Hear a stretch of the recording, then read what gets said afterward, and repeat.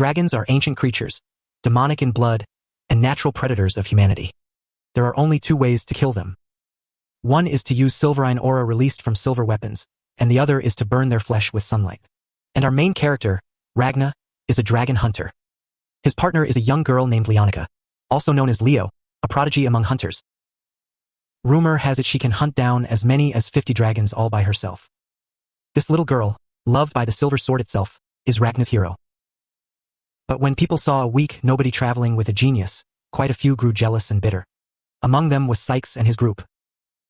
He kept throwing cruel words at Ragna, but Leo refused to let anyone misunderstand him. Everyone wanted her fame, status, and money, but when Leo asked who would actually dare to follow her, Ragna was the only one who stepped forward. Ragna knew he had no talent for dragon hunting, and that no matter how hard he trained, he could never stand beside Leo as an equal. But as long as he could be even a little useful to her, Ragna would be satisfied. He kept training, but the nightmare of losing Leo would not stop flashing through his mind, while a voice kept warning him that the moment was almost here. Even so, Ragna continued taking care of Leo like always. He spoiled her by cooking her favorite meals and carried her back to bed whenever she fell asleep.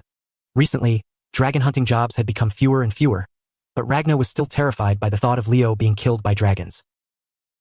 Out of that fear of losing her, he trained like a man possessed.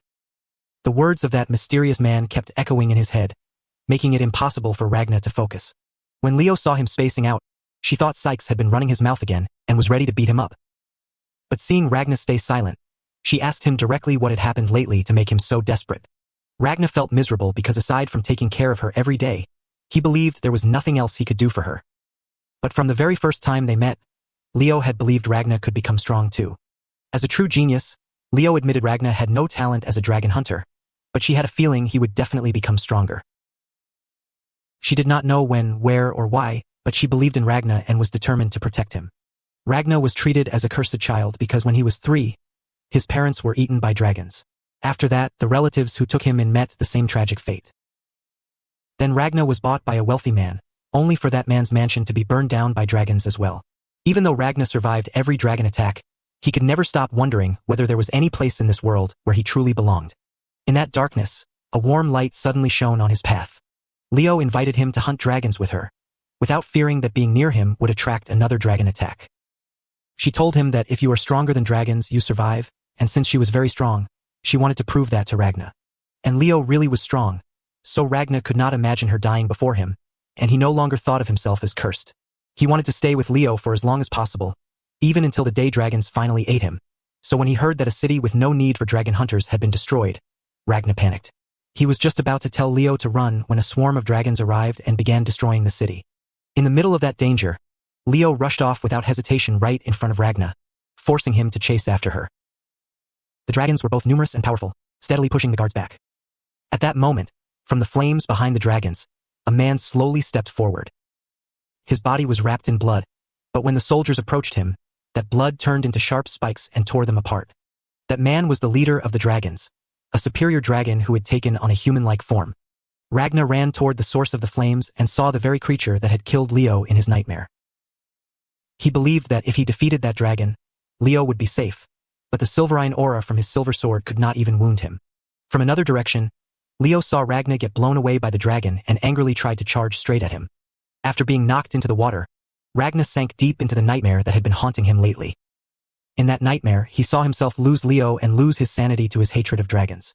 At that point, his life became nothing but an endless war against dragonkind. Ragna kept searching for power. He kept pushing beyond his limits, only to realize how contradictory he was, wanting to die yet still wanting to survive. Future Ragna said he would never forgive his present self, because even though he worshipped and spoiled Leo like a goddess, he still lacked the power to protect her. In the future, he had grown strong enough to challenge even dragon kings, but by then, there was nothing left to protect. Ragna realized that if his future self no longer needed that power, then he should give it to him right now. Since future Ragna had intended to do exactly that, he pushed him back and stabbed him with his sword. He was certain Ragna understood just how desperately he craved power. At the moment the present and future crossed paths, he gave every bit of his power to himself. Even though he would have to pay a heavy price, Ragna did not hesitate and resolved to smash that dark future to pieces. Meanwhile, Leo was gradually running out of strength after fighting the dragon, and when she assumed he was a god of dragons, the dragon became furious. He refused to let her place him on the same level as the god of dragons, because he was only a low-ranked servant among humanity's list of superior dragons. No one asked, but since Leo had brought it up, Grimwelt casually explained why the dragons wanted to destroy this kingdom. The god he spoke of actually loved the sweets from a bakery called the Silver Chick, a place Leo also liked, but bandits had destroyed that bakery. Heartbroken, the dragon god ordered the winged bloodline, who had always protected that city, to destroy the kingdom. Since humanity's survival depended entirely on the whims of the dragon's god, Grimwelt said humans had no chance of fighting dragonkind. After saying that, he was about to finish Leo off, but suddenly Grimwelt sensed an illusion behind him. He felt that something was coming, and the one who arrived was none other than Ragna.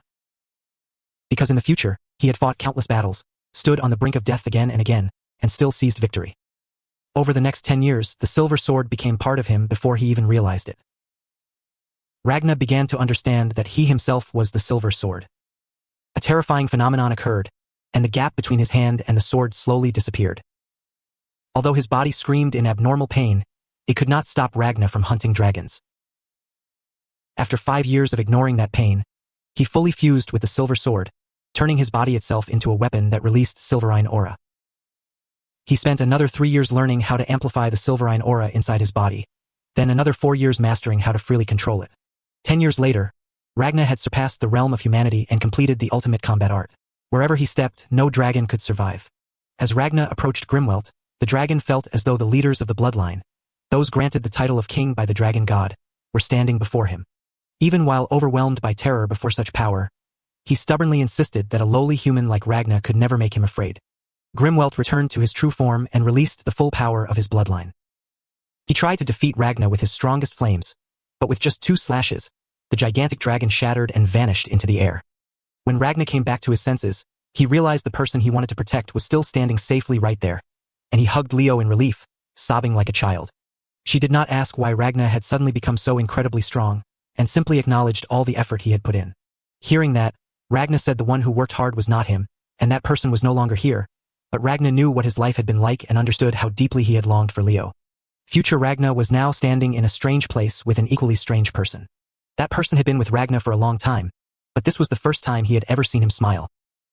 Although he had warned him about the price and that past Ragna would not live long either, he was also curious to see whether his past self could reach a world where all dragons had been exterminated. Today was the day the kingdom marched toward destruction, but it was also the day the Reaper of Dragons was born. After Ragna woke up, he learned that the dragons were gone and the fires had been put out, but half the city had already been destroyed. To make sure Leo was really alive and standing before him, Ragna kept calling her name over and over. Sykes could not stand his pathetic display and walked in to interrupt. When Leo saw him, she asked why he was there too, making Sykes furious because this was his house in the first place. He had no idea what to do next, so Ragna said they needed to leave the kingdom immediately. To dragons, the dragon god's word is absolute, so they would certainly destroy this kingdom, and everyone would be safe once they crossed the border. Hearing Ragna speak so clearly and confidently left Sykes completely confused. The Ragna he knew was useless, but just as he asked who the person in front of him really was, Ragna suddenly collapsed asleep. Leo seemed to realize that the power Ragna had gained was far beyond what his body could handle, and that it was extremely hard to control. Just then, a loud noise came from outside, and when Sykes ran out, he saw the forest beginning to attack the city. The mysterious person standing with future Ragna was now eagerly looking forward to his past self meeting Ragna. Deep inside the forest was a gluttonous fat man. He excitedly demanded that the chef and maids bring him food. The chef was terrified that if the dish did not taste good, he would be killed. But he never imagined that even after serving a delicious meal, the man would still turn around and eat him and the maids. After swallowing 3 people, he turned toward the remaining maid and said the dragon god had ordered destruction, which meant he was allowed to eat every human in this kingdom. As soon as he said that, his entire body swelled up, revealing rows of sharp teeth, ready to send the maids straight into his stomach. Back in the city, Ragna was still fast asleep, but Leo and Sykes had no time to rest as they fought against the attacking forest. The vines and roots froze after being cut, so they were definitely part of a superior dragon's body. Normally, dragons cannot attack after sunrise, but the forest was still relentlessly advancing toward the city. Just as Leo cut down the 10th tree root, a huge explosion came from Sykes' house, and Ragna was captured. She immediately turned back to save him, but because she was too worried, she failed to notice the vines rushing toward her. Sensing that Leo was in danger, Ragna instantly woke up. His body released a powerful wave of silverine aura that froze all the vines. Ragna had sensed the dragon's location and quickly headed straight for it. Leo saw him dash in that direction and tried to chase after him, but she could not keep up. Ragna was now blaming himself, thinking he had let his guard down and fallen asleep just because he had managed to save Leo. He knew he carried a curse that caused everyone close to him to be killed by dragons. The future had shown him a vision of loss, and the only way to stop it was to exterminate every dragon with his own hands. After sensing that wave of silverine aura, the dragon immediately stopped trying to eat the maid. But he never expected Ragna to arrive so quickly, and before he could prepare, Ragna kicked him flying. While Ragna was lost in self-reproach, the maid spoke to him with concern, pulling his mind back to reality. Ragna was shocked to see her there, because according to the memories left by future Ragna, she was supposed to be the one who found him. Although surprised, Ragna thought this saved him the trouble of searching for her and began loudly declaring that from now on, he would hunt down every dragon in the kingdom. The maid was baffled when this strange guy suddenly called her Crimson, thinking he must have mistaken her for someone else. She said her name was Eliza, but before she could even finish, Ragna had already recited her entire personal history. It turned out this maid was actually a boy from the countryside. After the mansion where he worked was attacked, he was declared missing. Even though he denied everything Ragna said, Ragna was certain he was the Dragon King Crimson. He was the first-ranked winged monarch, ruler of the winged bloodline, and a rebel who wanted to overthrow the dragon god. It was because of Crimson that future Ragna and present Ragna were able to connect and transfer power, and Crimson's goal was to exterminate all dragons, including himself. Ragna did not know the reason, but seeing how serious Crimson was about it, he had no hesitation in working with him. Ragna thought that after telling him what would happen in the future, Crimson would agree to work with him again, but instead he got slapped across the face. Eliza scolded him for being rude, calling an innocent girl both a dragon and a man. While Ragna was still stunned, Leo arrived at the scene. But before she could even catch her breath, the dragon came back. He was furious that a lowly human had kicked him in the face, despite him being the 8th-ranked dragon. Temerogtaf leaped toward Ragna, planning to devour them all, but Ragna simply made him swallow a silverine aura bomb, causing him to explode instantly.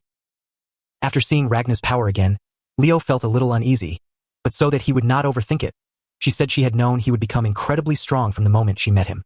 Even so, the speed at which he had grown still shocked her, and catching up to him would be extremely difficult. Ragna then asked Leo to lead the people of the city across the border, while he stayed behind because what he was about to do was too dangerous. After hearing that, Leo refused and demanded to go with him. She said her job was dragon hunting, which was already dangerous, so Ragna had no right to leave her behind. No matter what Ragna said, Leo refused to back down and even yelled at him. He realized that because he had been too weak, a little girl like Leo had been forced to become far too strong. To ensure Leo's safety, Ragna decided that this time, he would no longer keep pampering her. He told her that her words had saved him, and that meeting her had been his greatest blessing. But at that moment, Leo was still too weak, so they could no longer travel together. Hearing that, Leo angrily charged at Ragna, but he stopped her with ease. When she woke up, she found herself being carried on Psyche's back. They were evacuating with the other citizens, but Ragna was nowhere to be seen. Leo remembered how, when they traveled together, she had once said that ever since she first held a sword, she had wanted to become the strongest. But now Ragna had achieved that while Leo had not. She was heartbroken at the thought that Ragna had abandoned her. Elsewhere, as he watched her from afar, Ragna silently shed tears as well. Even though it pained him, he had to make sure Leo survived safely. Seeing this, Eliza tried to return to his hometown, but when Ragna called him Crimson again, he snapped, insisting he had no idea who Crimson was. He said that if he really were a dragon, he would have already been roasted by the sunlight. Ragna replied that it was fine because Crimson's Dragon King power was sealed, and in exchange for almost being unable to use that power, he had no weaknesses. No matter what Ragna said, Eliza refused to believe him and walked away. To earn his trust, Ragna had no choice but to show off that he could read, write, earn money, and do calculations. Not only that, he was also skilled at housework. As a full-time caretaker, Ragna said that whatever he had done for Leo, he could also do for him, so they should go destroy dragons together. After hearing that, Eliza immediately looked at him with disgust, thinking he had just broken up with one girl and was already chasing the next. But to Ragna, no matter what form he took, Crimson was still a man. Eliza was about to keep refusing, but when Ragna suddenly collapsed from a high fever, his true nature finally began to show. In the memories of the future, Crimson was the one who proposed their alliance, and it had taken them 20 years to wipe out all dragons. But now they could accomplish it much sooner, because the present Ragna and Crimson were already together. While Ragna was unconscious because his body had not yet adapted to the silverine aura, Crimson examined him and began to believe that what he said might be true. He became extremely excited at the thought of testing entirely new methods for killing dragons. Just then, a swarm of dragons flew toward the group of evacuees, planning to attack them. Seeing this, Ragna immediately grabbed Crimson, rushed out to block the dragons, and exterminated them. After witnessing Ragna's strength, Crimson finally released his own power. He handed Ragna a vial of poison as insurance in case he ever betrayed him. When Ragna drank it all without hesitation, simply because he feared losing everything and chose to destroy his enemies first, Crimson let out a mocking laugh. He said Ragna was truly a boring man, not heroic at all, but because of that, he had potential as a useful tool. So Crimson declared that he would lead Ragna down the path of exterminating dragonkind, wiping out everything related to dragons, including Crimson himself. Somewhere else, several girls were trapped in a fixed tornado, and from time to time, blades of wind sliced past them, making them scream in pain. The one who created this nightmare was a superior dragon. He used the suffering of women as entertainment, and after hearing one girl's cry for help, he became even more eager for a strong opponent to come and amuse him. At that moment, dragon hunters were still fighting the swarm of dragons to protect the survivors, but the sheer number of enemies made even the older hunter begin to lose hope. Just then, an insanely cool vehicle appeared, and Ragna jumped out of it to save them, leaving the dragon hunters stunned. Going back a little earlier, Ragna and Crimson had already sealed their deal to destroy dragons together and change the world. The slime that Crimson had previously vomited out of his stomach now transformed into a human form and began bothering his new companion. It introduced itself as the reliable evil number 1 subordinate, Slime, and demanded that Ragna call it Big Bro Slime. When it would not stop making noise, Crimson stomped on its head and turned it back into a puddle of vomit. Crimson was excited to learn about the future, but other than knowing the final result was failure, Ragna was completely clueless. Even when Crimson asked about his own future self, Ragna knew nothing, causing Crimson's trust in him to begin crumbling. In truth, Ragna's memories of the future were extremely hazy, and he only recognized Crimson after actually meeting him. For someone who doubted everything in the world except himself, the fact that Ragna needed specific triggers to remember each memory was a terrible problem. Back in the present, after Ragna wiped out all 7 dragons, Crimson approached and said he was very interested in Silverine battle arts, not when used by Ragna himself, but by other people. To deceive the civilians, Crimson took on the identity of the attendant mage serving Ragna, the Reaper of Dragons. Humanity's concept of magic was extremely vague, so by using slime as a tool, he could easily brainwash everyone in front of him. At that moment, the older hunter stepped forward and asked the two of them to help kill a dragon so powerful that even veteran dragon hunters like him had been forced to flee. After hearing the hunter's description, Crimson immediately realized that the dragon was the 3rd-ranked wind prison dragon, Dis's Troa. But just as Ragna was about to go hunt that dragon, Crimson immediately stopped him. The moment Crimson touched him, Ragna collapsed. Crimson knew Ragna had removed the limiter in his brain, because without doing so, he would not have had enough stamina, but repeatedly forcing his body beyond its limits had left him unable to move for 3 days. Taking this opportunity, Crimson told them to leave the rescue to him, then immediately asked the dragon hunters why they would ask the two of them to kill the wind dragon even if it meant throwing down their weapons. Rather than asking to be protected themselves, Crimson saw that they felt guilty for running away after hearing the cries for help being swallowed by the wind. He kept forcing images of the abandoned victims into their minds, driving them into panic. They had once been so proud to hold silver swords and become dragon hunters.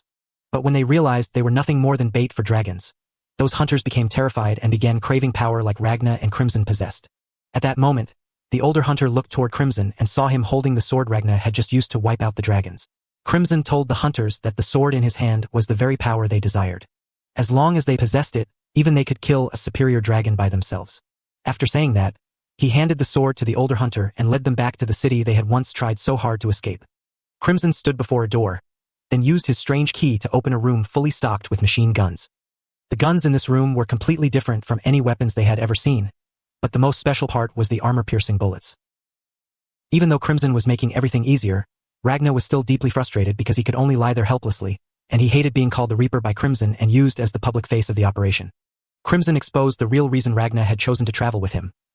Ragna could only stay with people whose lives he did not care about, or with someone like Crimson who could not die while abandoning Leo. No matter what Ragna said, anyone looking from the outside would see that he had cruelly left the girl behind. And because Leo was so important to Ragna, she was now important to Crimson as well, so he forced Ragna to speak his true thoughts. Ragna was not only afraid of Leo being in danger, he was terrified that if she died right in front of him, his heart would shatter too. After hearing Ragna's honest feelings, Crimson was delighted and gave him some advice. Just lock the girl in a warehouse until every dragon is wiped out.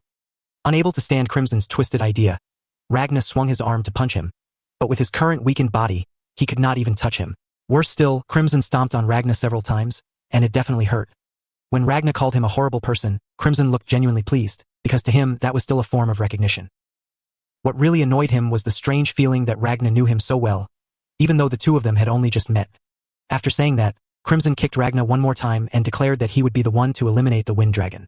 As for Ragnar claiming he was cursed, Crimson denied it and said he would show him what a true curse looked like. Crimson picked up the gun in his hand and shot himself through the mouth, splattering blood all over Ragnar's face, but in the very next second, Ragnar saw him standing there again. At that moment, Slime ran over to report the situation in the city to Crimson. According to the little guy, the Tempest Cell Dragon was there, slicing humans apart to kill time. That night, Crimson led the hunters to find Disses, and the moment he saw him, he pulled out a loudspeaker and provoked him right where it hurt, making the socially awkward dragon spiral into overthinking. After Disses finished arguing with himself, the battle between the hunters and the dragon officially began under the first rays of dawn. After 2 days of preparation, the older hunter thought he had overcome his fear, but the moment he faced Disses directly, his courage immediately began to shrink. Just as he was about to give up, he remembered the bloody tears of the people he had abandoned, and regained the resolve to fight. Meanwhile, Crimson kept driving toward the rising sun, using sunlight as part of the battle. However, against the defense and regeneration of a superior dragon, that was not the ideal solution. Understanding this, Crimson ordered the older hunter to fire the bullets at Disses, freezing the wind around him. In truth, there was one thing humanity had always misunderstood. Silverine aura does not freeze dragon blood. What Silverine aura freezes is the magical power within a dragon's bloodline, which is why the wind formed from magic froze as well. Disses thought those bullets were made of silver, but in reality, they were ordinary bullets loaded with Ragnar's Silverine aura. The moment he let his guard down, Crimson ordered the others to fire silver bullets filled with Ragnar's Silverine aura. The bullets could not instantly make the tornado disappear, but they were enough to push Disses into despair. Both sides ended up in a deadlock, with neither willing to give in. They kept running and chasing each other in circles until the vehicle finally made it out of the city. The moment Disses passed through the wall, he lost his magic because of the Silverine barrier Ragnar had created. Slime had been waiting for this exact moment, grabbing him and pinning him onto the silver sphere prepared in advance.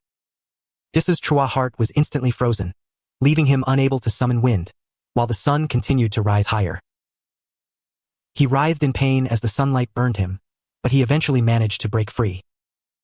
Disses tried to return to his true form, but Crimson ran him over with the vehicle. He could not understand how he had ended up like this, never realizing that everything had been part of Crimson's plan. If he had successfully returned to his true form, he could have summoned 8 tornadoes at once, but because he had arrogantly underestimated Crimson from the beginning, he paid for it with his life. Using only bullets and Ragnar's anti-dragon weaponry, Crimson had seen through the fatal weakness of a third-ranked dragon. He forced Ragnar to realize that, to Crimson, the battle just now had been nothing more than an experiment using him. But that brilliant and dangerous Crimson was exactly what Ragnar needed in order to destroy dragonkind. After the battle ended, Crimson gave the hunters and civilians food, weapons, and vehicles, then used magic to make them forget about him. The hunters now only remembered Ragnar the Reaper, but Ragnar refused their thanks and told them they were the ones who had stood up and fought, so this victory belonged to the hunters.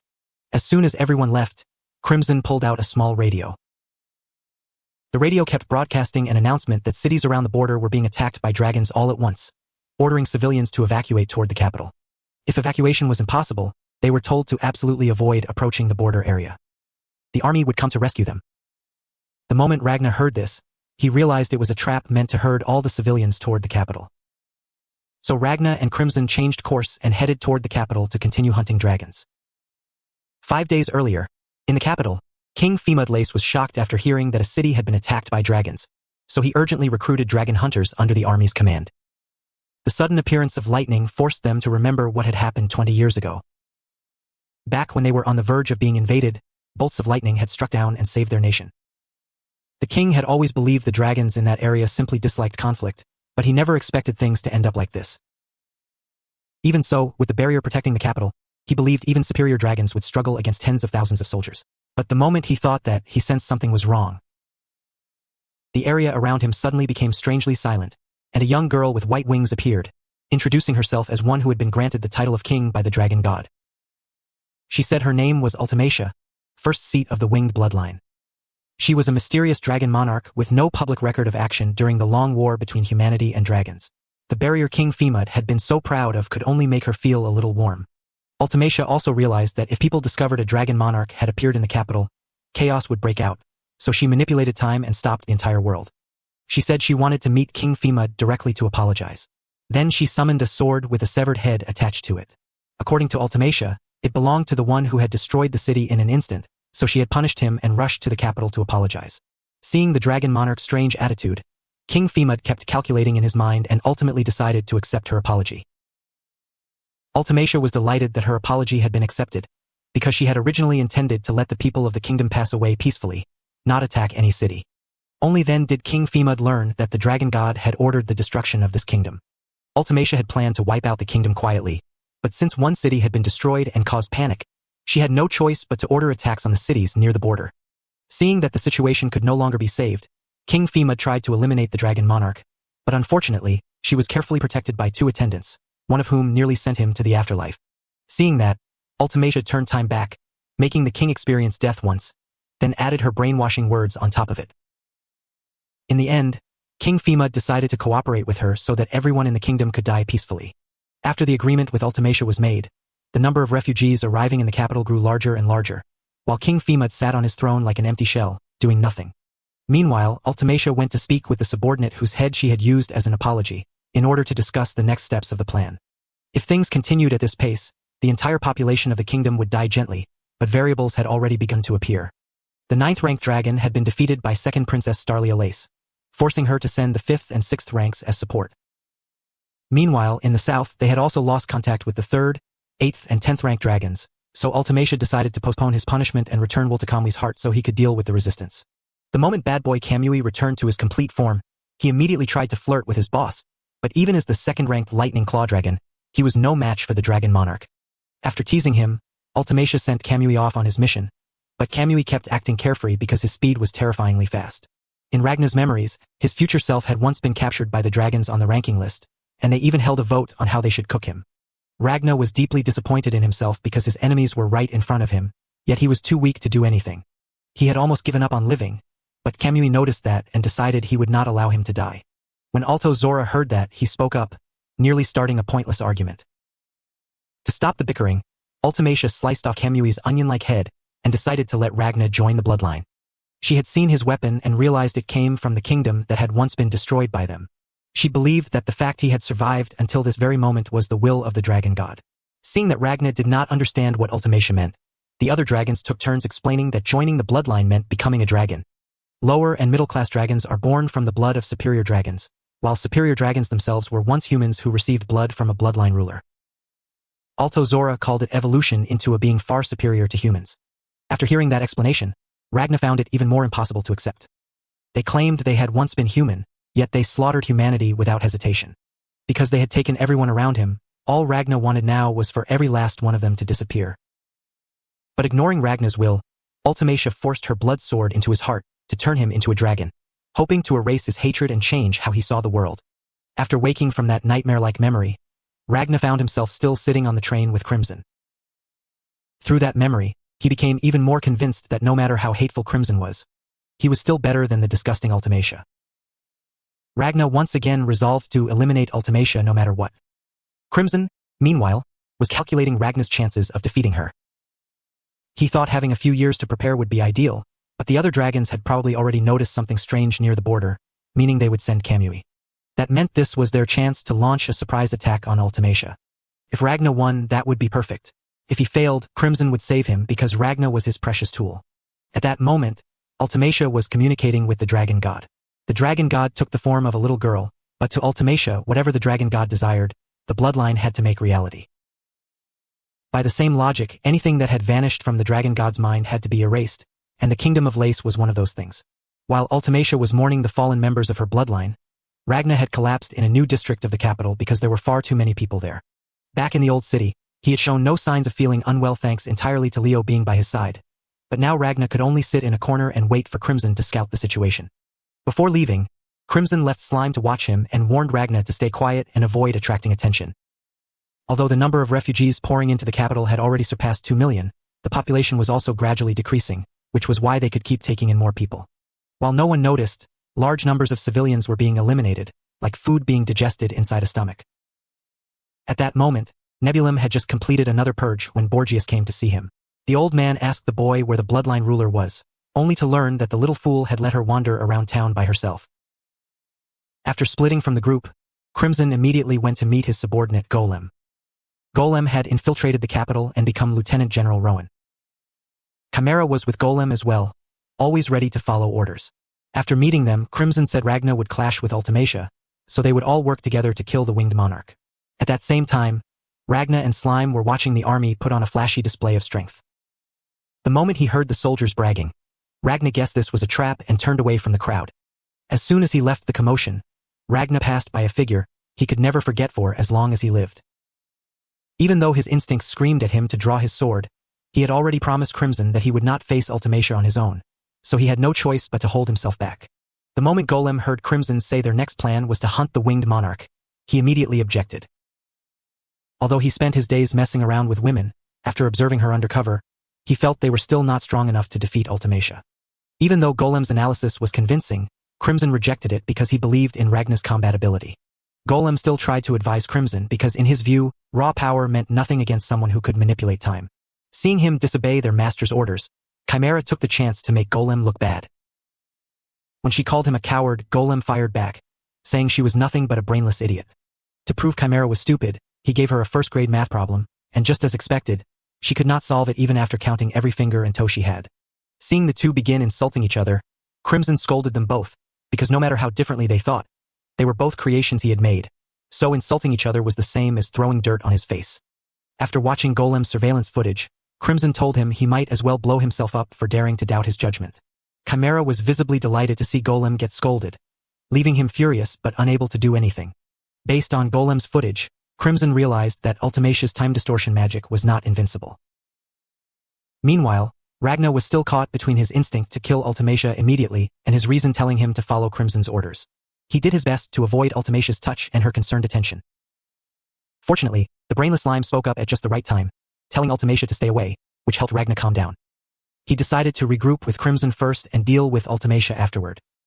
Just as he was thanking Big Bro Slime for helping him keep a cool head, the little guy smelled something delicious on Ultimacia and asked for a taste, causing the boy beside her to become cautious and stop him. Only then did Ragna realize that Ultimacia was helping a lost child find his parents. But the more he thought about how she would destroy the kingdom and take everything from him, the more disgusted he felt by her kindness. To keep himself from losing control, Ragna turned around and led Slime away, but after only a few steps, he ran into Nebulum, who was searching for Ultimacia. The boy quickly realized Ragna was a dragon hunter, but because Ultimacia explained things for him in time, Ragna got the chance to prepare his escape. Back with Crimson. Thanks to Chimera's sharp instincts, the group discovered something strange about Ultimacia's time distortion magic. Crimson learned that she could not freeze time and reverse time at the same time. So if they launched a surprise attack and kept killing her repeatedly while she reversed time, they could exhaust her magic and finally send her straight to the afterlife. Of course, Crimson had also considered the possibility of Ultimacia counterattacking, but he believed that if it was Ragna, he could push back her attacks. On top of that, Ragna had once said they defeated the enemy in the future, making Crimson believe in this method even more. The problem was that Ragna only had a chance of winning if he fought Ultimacia one-on-one. Normally, Nebulum and Borgias were always around her, so Golem and Chimera's job was to keep them busy. After getting away from Ultimacia, Ragna kept trying to convince himself that he had done the right thing, but he still felt deeply unsettled. Seeing that Ragna was ignoring him, the brainless big bro got irritated and jumped onto his head. Ragna stayed silent for a moment, then asked whether Slime had any way to contact Crimson. After learning that Slime could call him, Ragna asked him to tell Crimson that he had found the target and would attack. Crimson was still racking his brain over how to make his subordinates trust Ragna when he received terrible news. After thinking for ages and failing to remember what Ragna told him, the brainless big bro reported to Crimson that Ragna had betrayed them. At that moment, Ragna was following Ultimacia and saw her reunite the lost child with his family, only to happily note that their family was on today's elimination list. He also learned that the one responsible for silently eliminating humans was Nebulum. The boy had created a barrier, and anyone inside it would quietly disappear without anyone noticing. Ultimacia had no idea she was being watched and continued rambling about how a peaceful death was salvation for humanity.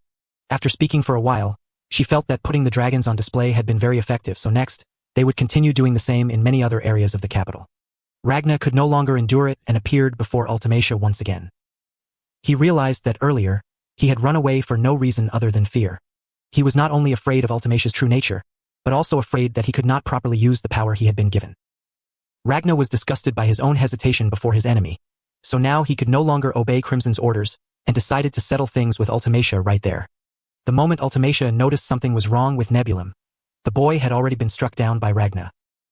His entire body froze and shattered right before her eyes. Realizing Ragnar was an enemy, Ultimacia tried to stop time, but he quickly sliced her into pieces. Although the timing was far from ideal, Ragnar was doing exactly what Crimson had predicted. He kept cutting down Ultimacia while she tried to reverse time and restore herself. She tried to counterattack, but her attacks were nothing before Ragnar. Facing Ragnar, Ultimacia could not resist at all. Today might very well become Ultimacia's death anniversary. Returning to the moment when Ultimacia tried to turn Ragnar into one of them, she believed making him forget his hatred was the best thing she could do. But the instant Ragnar remembered Leo, he regained his senses.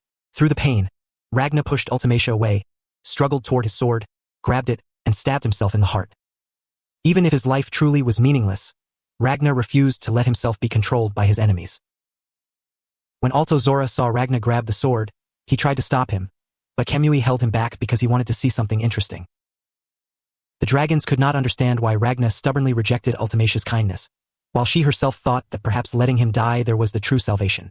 After saying that, she asked Altozora to carry everyone back with his wind. Seeing the young man stammer endlessly after being asked for a favor by a girl, Kamui and Borgias began teasing him. And so, all the dragons except Kamui were carried away by Altozora's wind, leaving Ragnar alone on the cold ground. After they left, Crimson and his subordinates appeared. When Slime found Ragnar lying there half dead, he said Ragnar was trash, but Crimson replied that whether he was trash or not was for him to decide, then ordered Golem to bring him back to base. He planned to revive Ragnar and turn him into a useful tool for his plan. The current situation was extremely chaotic. Every plan Crimson had carefully prepared had completely fallen apart because of Ragnar's impulsiveness, leaving him furious. He angrily wondered whether that guy really was cursed, since he still managed to run into his sworn enemy in such a massive capital. But after thinking it over, this plan had originally been an experiment to measure Ragnar's power, so it no longer mattered. If things went well, good. If everything collapsed, he could simply come clean up afterward. According to Chimera's report, Ragnar still had the upper hand, and the two attendant dragons were nowhere to be seen. Crimson guessed that Nebulum had probably already been taken out, because the barrier had disappeared right before the battle began. But to make sure, he still ordered the gluttonous slime to search for the place with the tastiest food. Just then, Golem also found Borgias' location, so Crimson casually ordered him to go there and stall him. Before leaving, Golem handed Crimson a key leading to the place where a secret weapon was stored. Crimson did not want Ultimacia to use her trump card, but he also hoped Ragnar could push her into a corner. After being repeatedly smashed apart by Ragnar, Ultimacia gradually began losing her ability to think clearly. Seeing the winged monarch in danger, Borgias immediately drained the blood of everyone in the castle to create a cannon blast aimed at Ragnar. Before he could feel proud of himself, Golem, hiding nearby, shot off the dragon's head, but since his only job was to stall, Golem quickly retreated. While he was marveling at Ragnar's strength, he saw Ragnar get trapped inside Nebulum's barrier. Although Nebulum had gone from dead to barely alive, Ragnar's Silverine freezing power was too strong, so he could only hold him for a few seconds.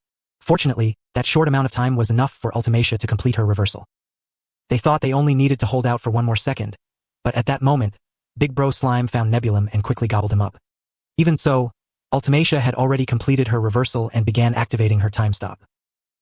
At that moment, Ragnar turned himself into an arrow, pierced through the obstacle, and shattered the winged monarch's body once again. In that instant, she suddenly remembered what Kamui had once told her. He had mocked her for being weak because stopping time took her about 2 seconds, while those at the supreme level could kill her in less than 0.1 seconds. The moment Ragnar blasted her out of the capital, Ultimacia finally remembered Kamui's warning. If she ever encountered someone with such terrifying speed while he was not by her side, she had to use her trump card, an absurd spell that bordered on immortality. The moment Ultimacia finished reciting the command, time once again rewound to right before she and Ragnar first crossed paths. Ragnar could feel that something was terribly wrong, but his body seemed unable to move. Ultimacia appeared once more and froze time. She rarely rewound the entire world because it consumed a huge amount of magic, but against a threat like Ragnar, she had no choice. Ultimacia did not know what she should do with him, nor could she understand why he carried such overwhelming hatred toward her. But that no longer mattered, because Ragnar was destined to die within this frozen time. Ultimacia placed everyone nearby on top of the wall, then continued rambling. While she was thinking about the relationship between Ragna and Big Bro Slime, one of Ragna's fingers suddenly moved, leaving her shaken. Just as she convinced herself it must have been her imagination, Nebulum rushed forward from behind her. Thinking of how badly his winged monarch had been beaten, he attacked Ragna in a frenzy, while Ultimacia sighed in relief when she saw Ragna truly was not moving. She stepped forward to stop Nebulum from continuing to attack Ragna and Slime, because although she had tried many methods before, every attack and defense had been useless against him. Ultimacia had realized that Ragna was basically a silver sword in human form. Even though his body was not currently releasing silverine aura, his resistance to magic was so abnormal that even after stopping the entire world, finishing him off would still be difficult. Ultimacia asked Borgias to inform King Femud so he could use the power of the barrier to erase Ragna. Before leaving, Borgias also reported that Ragna might have allies, but Ultimacia said they would deal with that after disposing of him. When she turned back, she saw Nebulum sinking into self-loathing because he could not even protect his own master properly. Even after being comforted, the boy was still deeply depressed. Looking back at Ragna, Ultimacia felt something strange. Even though she knew he was her enemy, she still cared about him, just like she cared about the others in her bloodline. The moment Ultimacia left, the pain and rage inside Ragna surged once more. Although slower than when he had been overwhelming her, he was now truly moving. Ragna could move even though time had completely stopped because Ultimacia had set the members of her bloodline to be allowed to move, and this was probably part of Crimson's calculations as well. Ultimacia had no idea about that, so she began to panic. She screamed in fear, but could only watch as Ragna broke through each layer of Nebulum's strongest barriers and slowly advanced toward her. Ragna was furious that after slaughtering countless innocent people, Ultimacia was now afraid of him. Without hesitation, Ragna cut her into thousands of pieces. Overwhelmed by fear, Ultimacia could not even think of what spell she should use to stop him. Just when it seemed like the dragon monarch was about to fall, the sword suddenly slipped from Ragna's hand. His body had reached its limit after using too much of his future power, and he collapsed. At that moment, a beam of light shot down from the top of the palace to finish Ragna off, but Crimson appeared just in time. Ultimacia had always believed combat was meaningless because she was extremely confident in her own abilities, but when she faced Ragna, all of that confidence turned to dust. In Crimson's eyes, Ultimacia was no longer the winged monarch, but only an ordinary coward. Ultimacia lost her composure, even as her two guards kept calling her name. Just as she was about to freeze the time of the entire world again, Crimson triggered remote explosions everywhere, turning the whole capital into a wasteland. He revealed the true face of destruction, the very thing Ultimacia had always tried to hide beneath a mask of love and mercy. Crimson wanted to force her to use her reversal spell again. Realizing that Crimson was trying to drain Ultimacia's magic, Nebulum desperately tried to stop her. After being stopped, Ultimacia broke down crying. She did not regret destroying humanity. She only regretted not being able to do it with her own hands. Seeing that his provocation had failed, Crimson no longer bothered staying there and left. Furious, he picked up an empty bottle and used it to hit Golem. Golem had not followed Crimson's instructions properly and had failed to plant bombs in many places, preventing Ultimacia from being pushed to the point of rewinding time. Crimson warned him not to let there be a next time, but in truth, Golem had planted enough bombs. He had deliberately blocked the signals at key points to observe Crimson's reaction. Golem had been afraid that Crimson might change after meeting Ragna, but seeing the current situation, he felt relieved. To punish him for testing his master, Crimson forced him to continue monitoring the Bloodline's next move using a puppet body. Nebulum had been told to be aware and proud of his role as the center of the Bloodline, yet the one with the greatest potential in the Bloodline had failed to accomplish anything in the previous battle. Unable to accept that he was a failure, the boy unleashed all of his power to locate Crimson. But who did he think he was, trying to find him? The subspace they were standing in had been created during Crimson's golden age. It was a gateway connected to locations all over the world and an essential part of his underground operations. Certain that even if Nebulum found them, he could not break through the external barrier, Crimson leisurely prepared to bring Ragna back to the base for a few years. After all, there was nothing left for them to do here. While unconscious, Ragna remembered the days when he and Leo hunted dragons together. At the time, the two of them were chasing a wounded dragon deep into the forest. Ragna was afraid of being ambushed by dragons, but he still gritted his teeth and followed Leo, because according to her, if they did not finish the dragon off and let it survive, it would become a huge problem later. Leo understood one thing clearly: humans are not the only creatures that prepare for the next fight, so when it is time to hunt, you hunt. Remembering Leo's words, Ragna suddenly woke up. He refused to retreat because he still had not eliminated Ultimacia. He did not want to let that woman live for even one more second, whether Crimson liked it or not. After saying that, Ragna tried to use Silverine battle arts, but Chimera quickly stopped him. Seeing the subspace begin to crack, Crimson became both angry and anxious, wanting to get Ragna out immediately. But outside, Nebulum had already located them. At that exact moment, the door was affected and could not open, making Crimson want to lose his mind. He immediately ordered Golem to eliminate Nebulum. The moment Golem shot Nebulum, Borgias discovered him and blasted him away. Inside the subspace, Chimera could no longer hold Ragna back either, leaving Crimson with no choice but to watch as Ragna and the enemy worked together to ruin his plan. Thanks to those two idiots clashing, Crimson's subspace blew apart, sending him and Ragna flying out of it. This was a completely different exit that Crimson had prepared for emergencies like this, but unfortunately, it sent him right back to the place he wanted to leave as quickly as possible. The moment Crimson's blindfold was removed, he immediately met the most troublesome person in the kingdom, Princess Starlia. It seemed she could not see Crimson, so she turned and ordered the chief mage, Fo, to give a detailed report. The young man seemed irritated and simply said that two people, one red-haired and one silver-haired, had suddenly teleported into the magic circle they had drawn, though he had no idea how. Even so, the magic circle was unharmed, so it would not affect their plan. According to Major Isaac, Starlia learned that Ragna was seriously injured and had been treated, while Crimson would answer all of their questions as repayment. Before asking any questions, the princess showed her goodwill by sharing a piece of meat with Crimson, but the moment he took a bite, she said it was dragon meat, making him spit it all out. Starlia was born without arms, but she could sense the aura on all things and control it. Because the first objects she could control were made of silver, people gave her the title of Silverine Princess. From childhood to adulthood, Starlia had been tied to countless legendary stories and praised until half the world knew her name, but aside from her talent in battle and her ability to lead, the other power Crimson feared most was how difficult she was to deceive. In truth, Silverine aura was not the only kind of aura in the world. Everything had aura, including humans. Because the princess could see aura, she could detect the fluctuations in someone's aura when they lied. Since Crimson had noticed this, he decided to use aura itself to deceive Starlia. With that in mind, he revealed his dragon eye and told her that he was a mage. 7 years earlier, the young Princess Starlia had purged a lieutenant in broad daylight, and when asked why, she simply answered that she could tell at a glance whether someone deserved to die. To make this human lie detector believe him, Crimson had no choice but to make use of his dragon eye. He knew that people born with body parts different from ordinary humans often had large amounts of magic, and it was not rare for them to become mages. In fact, there was already a mage present, so if someone beside him also had unusual physical traits, Crimson's eye would become a convincing tool. Still, it depended on Starlia's intuition, so he took on the identity of a hidden mage working as a pharmacist in the capital. Crimson's story, mixed with lies and truth, successfully fooled almost everyone there. However, no matter how carefully he hid it, he still could not fool Starlia. From the very beginning, she had already seen that he was a masterclass snake. People often misunderstood that she detected lies through changes in aura, specifically its color.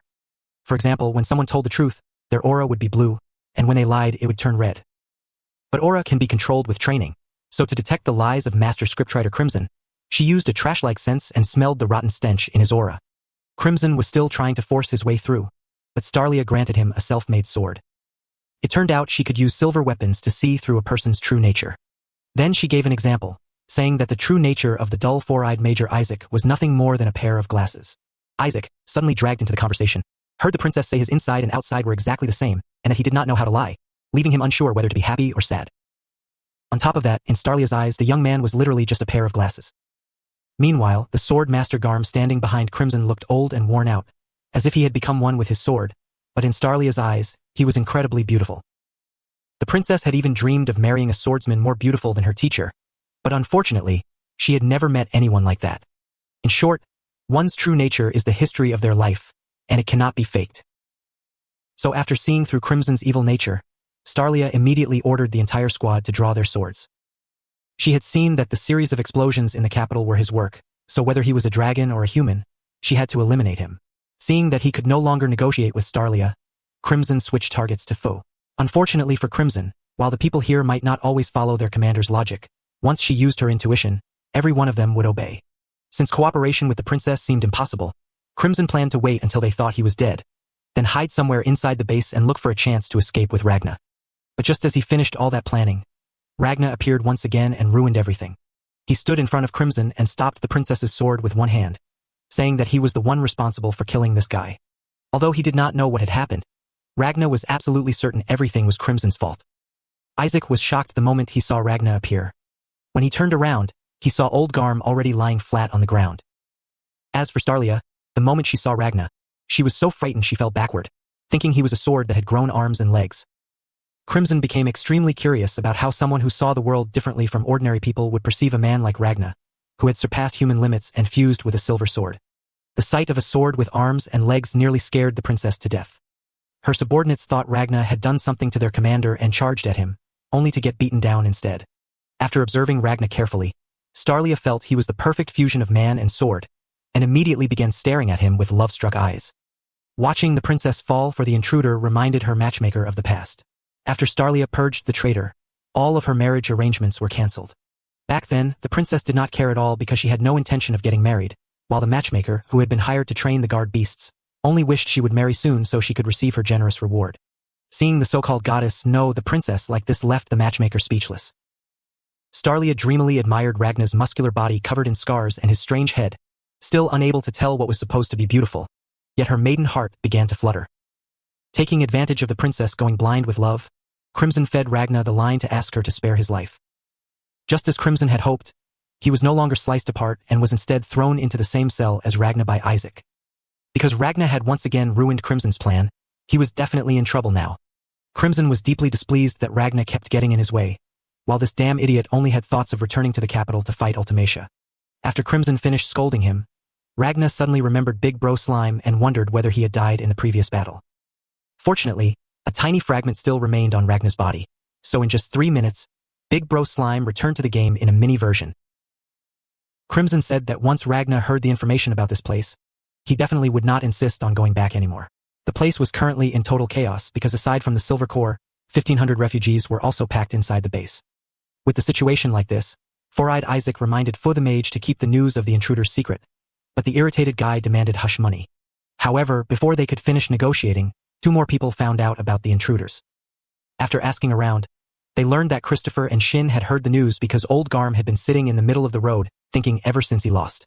He could not believe that he, the man who had finished Daniel, had lost to a brat less than half his age, leaving old Garm deeply wounded. And whenever he imagined his precious student marrying that boy, he cried even louder.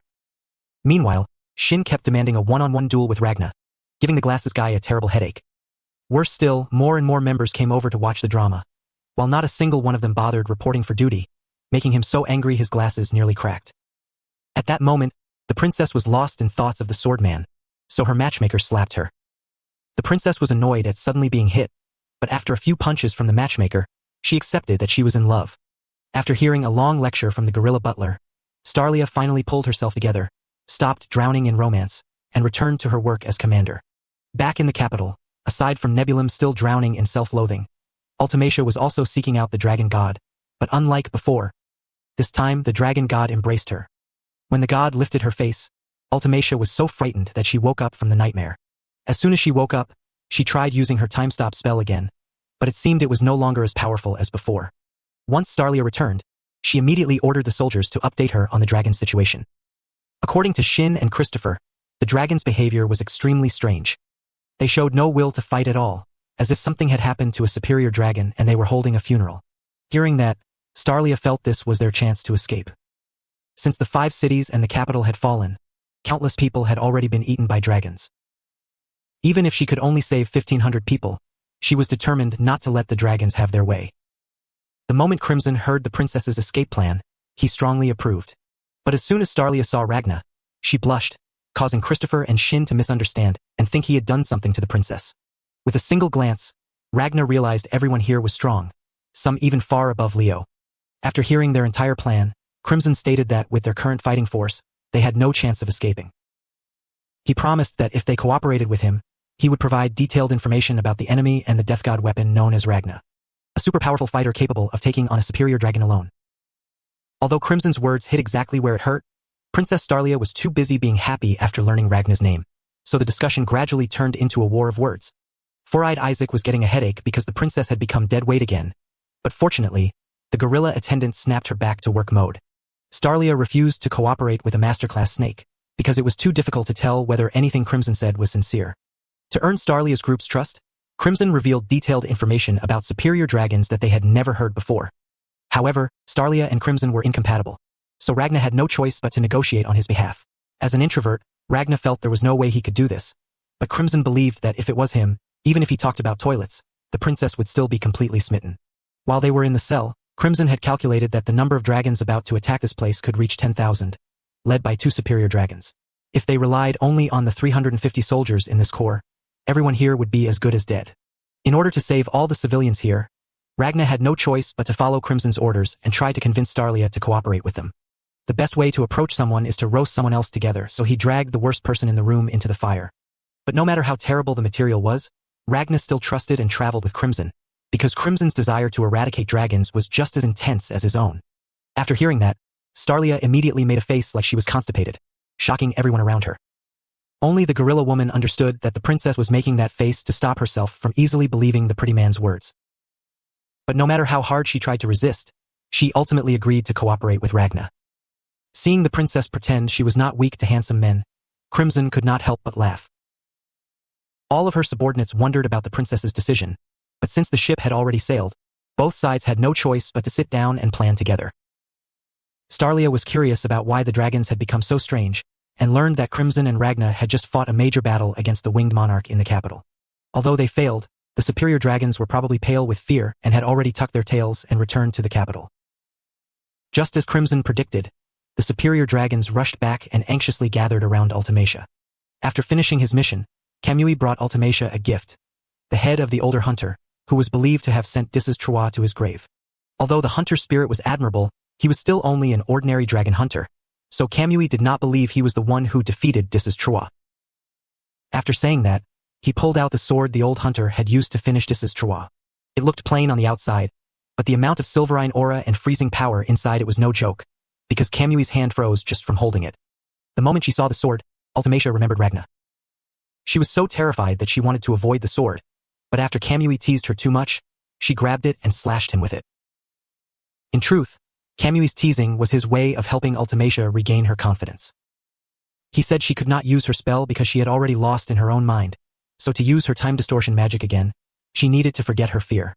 Ultimacia tried to follow his guidance, but she could not stop trembling whenever she thought of Ragnar, so Kamui suggested she simply order him to erase the source of her fear.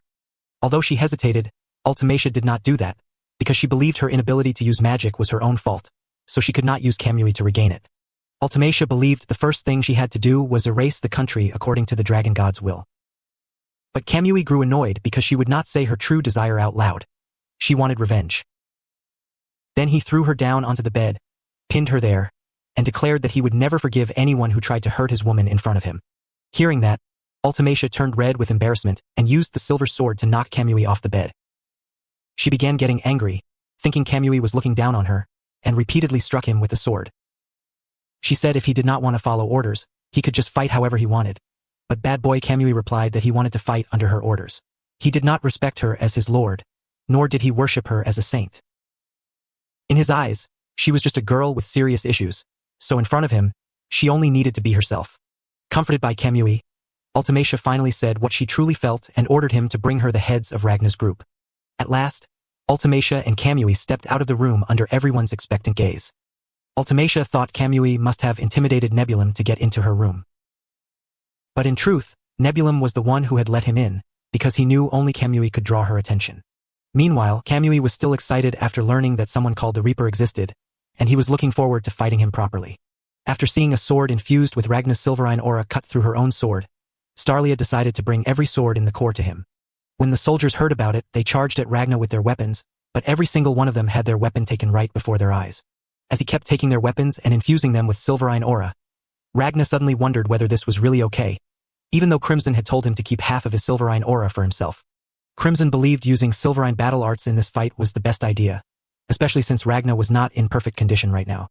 Ragnar could not understand Crimson's plan, because he felt he could still move, so fighting alone seemed like the better option. Most importantly, Ragnar could not understand why everyone in the corps was seriously trying to cut him down, and although he did not know what he had done wrong, he still wanted to apologize. Just then, the short guy Shin appeared and threw a sword to him. He was extremely confident, and Ragnar acknowledged that strength, thinking Shin might be on Leo's level or even higher. But like the others, Shin was quickly knocked down. After being defeated, the boy was heartbroken and ran off crying. Old Garm followed him, and everyone thought the old man was going to comfort him, but instead, he went there to cry with him. After losing, Chris calmly carried the weaponized arm that had been infused with silverine aura to the two crybabies. Unlike little Shin, who kept sulking over his loss, Chris understood that Ragna was young, strong, and naturally gifted, so losing to him was nothing to be ashamed of.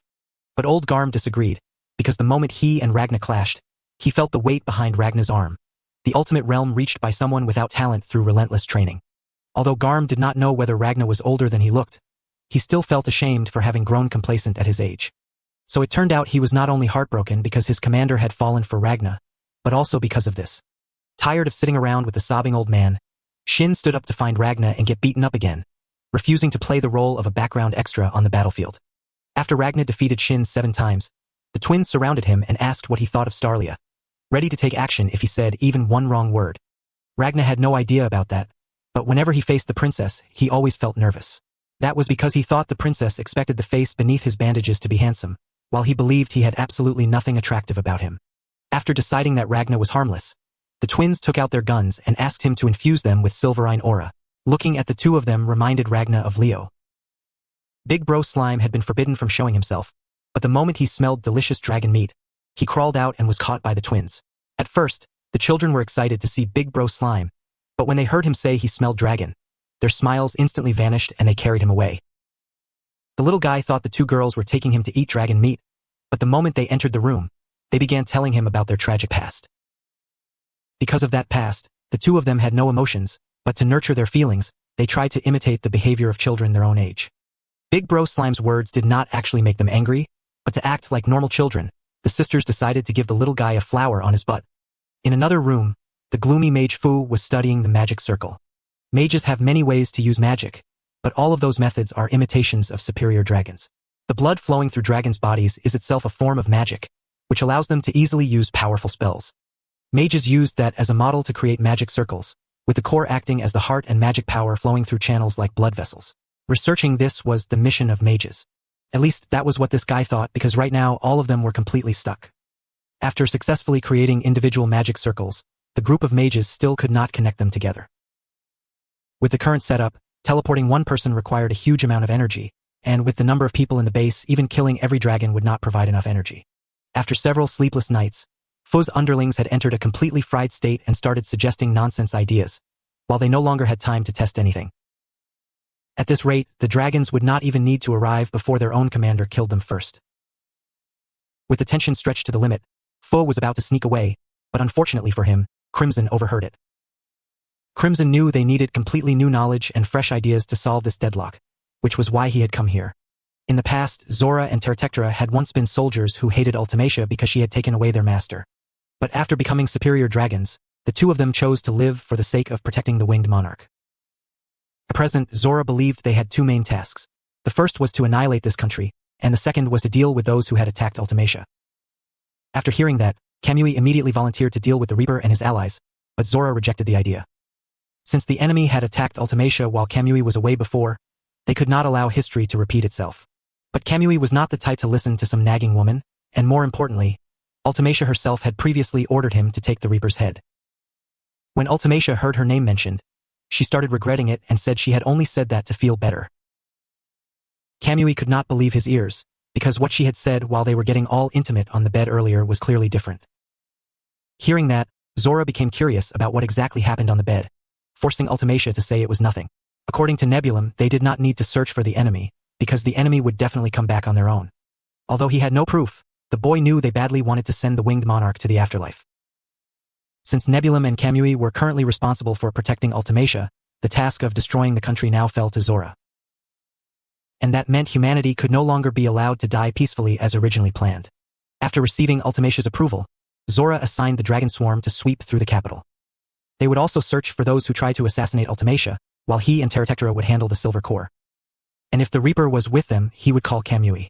Meanwhile, as Starlia was testing a silverine cage barrier that made movement difficult for dragons, Isaac asked her whether Crimson's words were really trustworthy. The claim that they had defeated 3 superior dragons in a row and fought a dragon monarch one-on-one in the capital was hard to believe. The princess told him he could ignore those claims, but the information that superior dragons were once humans who received blood from a dragon monarch was too shocking for him to overlook. Starlia was not surprised by this information, because she had noticed that people who could use magic all had unusual body parts, and the stronger their magic was, the more obvious those traits became. So with superior dragons, it could be inferred that dragons were not imitating human form. Instead, humans had transformed into dragons. After hearing that, Isaac immediately understood that it meant the battles they had fought until now were actually humans fighting other humans. But to Starlia, that no longer mattered, because those who were once human and still betrayed humanity were even less worthy of living. When Ragna woke from his nightmare, he saw Crimson happily returning after enlightening the mage core. Since everything had gone smoothly, Crimson conveniently explained why Ragna should not use Silverine battle arts in this fight. Right now, Ragna still could not defeat Kamui, someone who had broken past the limits of strength, especially not in his current imperfect condition. Not only that, Kamui already knew about him, so the moment Ragna revealed he was here, Zora would not hesitate to call Kamui over at lightning speed. Therefore, now that their offensive advantage was gone, Ragna had no choice but to follow Crimson's plan.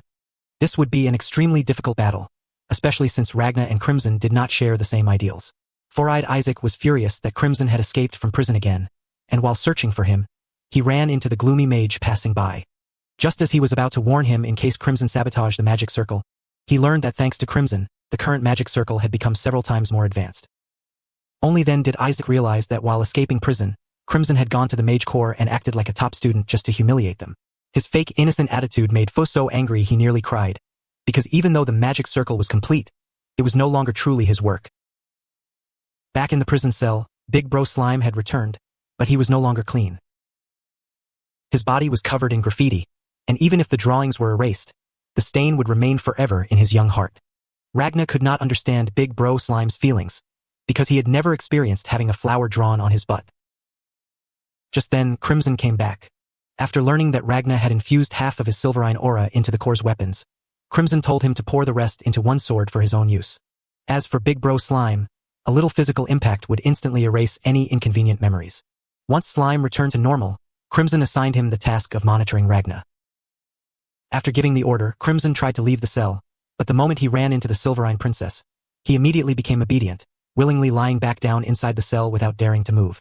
Starlia had come to take Ragna away for a private conversation. Aside from wanting to give him a sword she had made herself, she also spoke about what she planned to do after successfully leading the civilians in the base out of the country. The princess planned to join the Sun Cult as a dragon-slaying monk so all of the civilians could receive their protection. She had refused before because she disliked the idea, but now she had no choice. Of course, all of that could only happen if Starlia survived this battle, so she asked Ragna that if she died, he should become a dragon-slaying monk in her place and look after everyone. Although Starlia spoke very movingly, Ragna still refused because he was not suited for the Sun Cult. He wanted to walk the path of dragon-slaying, so he told the princess to become a dragon-slaying monk herself. This time, the princess had a feeling she might die, so she had considered the possibility of her own death. Moved by Starlia's determination, Ragna wanted someone like her to keep living. To help her achieve her goal, he poured all of his remaining Silverine aura into Starlia's weapons. With these swords, Zora and Terratectra would have no chance of beating them. The moment he said that, Starlia seemed to see Ragna's true appearance. Embarrassed, she ran away, feeling ashamed that her swords were not worthy of him. Starlia became determined to survive so she could forge an even better sword. Meanwhile, in the capital, the purge had begun as swarms of dragons were released into the palace. Not only that, but the soldiers, just like in Ragna's nightmare, had been controlled by Zora and turned into human puppets. In the blink of an eye, the capital was drowned in a sea of blood, all of which would be used by Borgias to restore his entire body. He wanted to use his old life to protect his master until his final moment. As someone who had once witnessed the previous winged monarch destroy the bloodline under Ultimatia had already fulfilled his wish, so Borgias had no regrets left. When the sun set, it was Zora's turn to take the stage.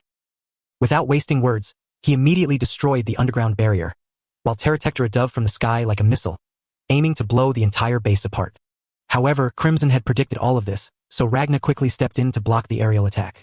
Before the unshakable belief that no god of death existed here, the battle between the Dragon Army and the Silver Corps officially began. Isaac led one unit and thought that as long as they fought inside the base, they would have the advantage, but out of nowhere, a group of people appeared, claiming they were trying to escape from the dragons. The soldiers were about to lower their guns, but in an instant, Four-eyed Isaac remembered that Zora had a drug that could place humans under hypnosis, meaning the people before them were enemies. The moment he said that, the people from outside suddenly charged, throwing the formation into chaos. Just as Isaac was about to be stabbed to death by a child, Starlia appeared and restored everyone's morale. The Corps regained their spirit and launched an attack into the forest, and since that was exactly what Zora had predicted, he was eagerly waiting. In terms of bloodline power, Terratectra was not impressive, But he had martial arts skills accumulated from his time as a human, so defeating him required Ragna to use a huge amount of Silverine aura. Since the Silverine battle arts inside his body were still sleeping, Ragna needed to create another source of power outside his body. So he chose to become one with his sword and unleash a slash with maximum power.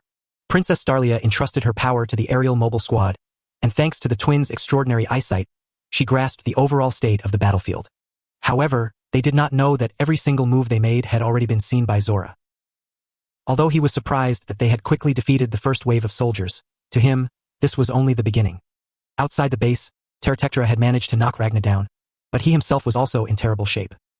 He had used his roaring blast cannon to deal with Ragna, so for the moment he could no longer use magic. Both Terratectra and Zora believed Ragna was not the Reaper they were looking for, but they still could not be careless, because just as Terratectra was about to deliver the finishing blow, Ragna woke up. The main character once again picked up his sword. Luckily, he had managed to shift his body's awareness from human to sword in time, or he would have been dead already. Ragna still wanted to continue the fight, but Terratectra said it was already over. He had realized that Ragna was truly strong, and if the sword in Ragna's hand had been able to withstand his power, then Ragna might have been the victor.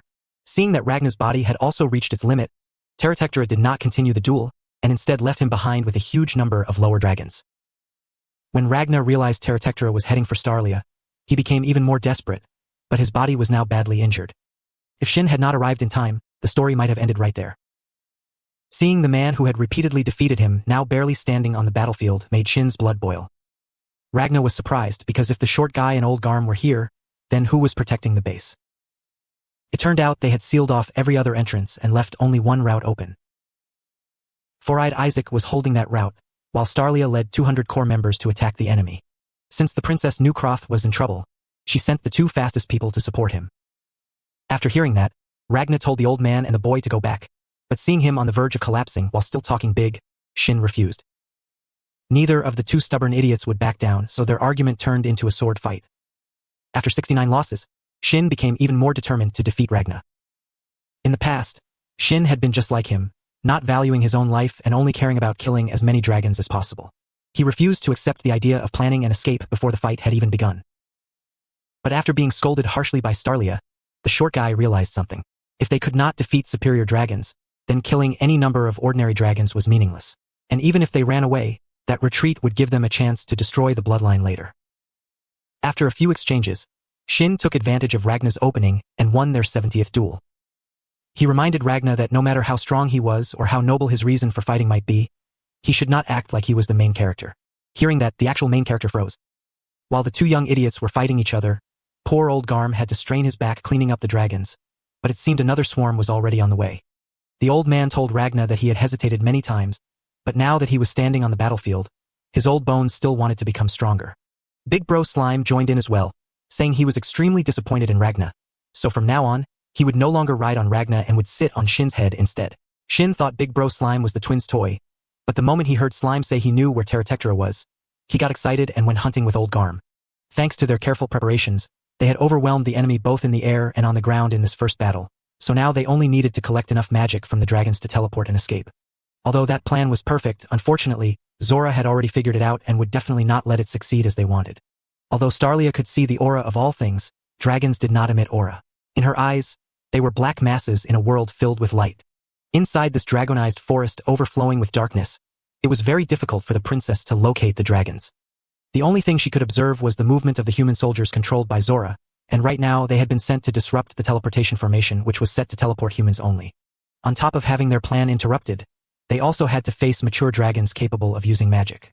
Zora had brought not just one, but 40 middle-class dragons like that. While Starlia struggled to deal with the dragons, Zora was also searching for a way to achieve an overwhelming victory.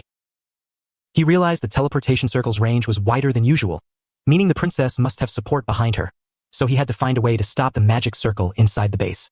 Four-Eyed Isaac was beginning to question reality as he watched all the soldiers on the front line suddenly drop dead one after another for no clear reason.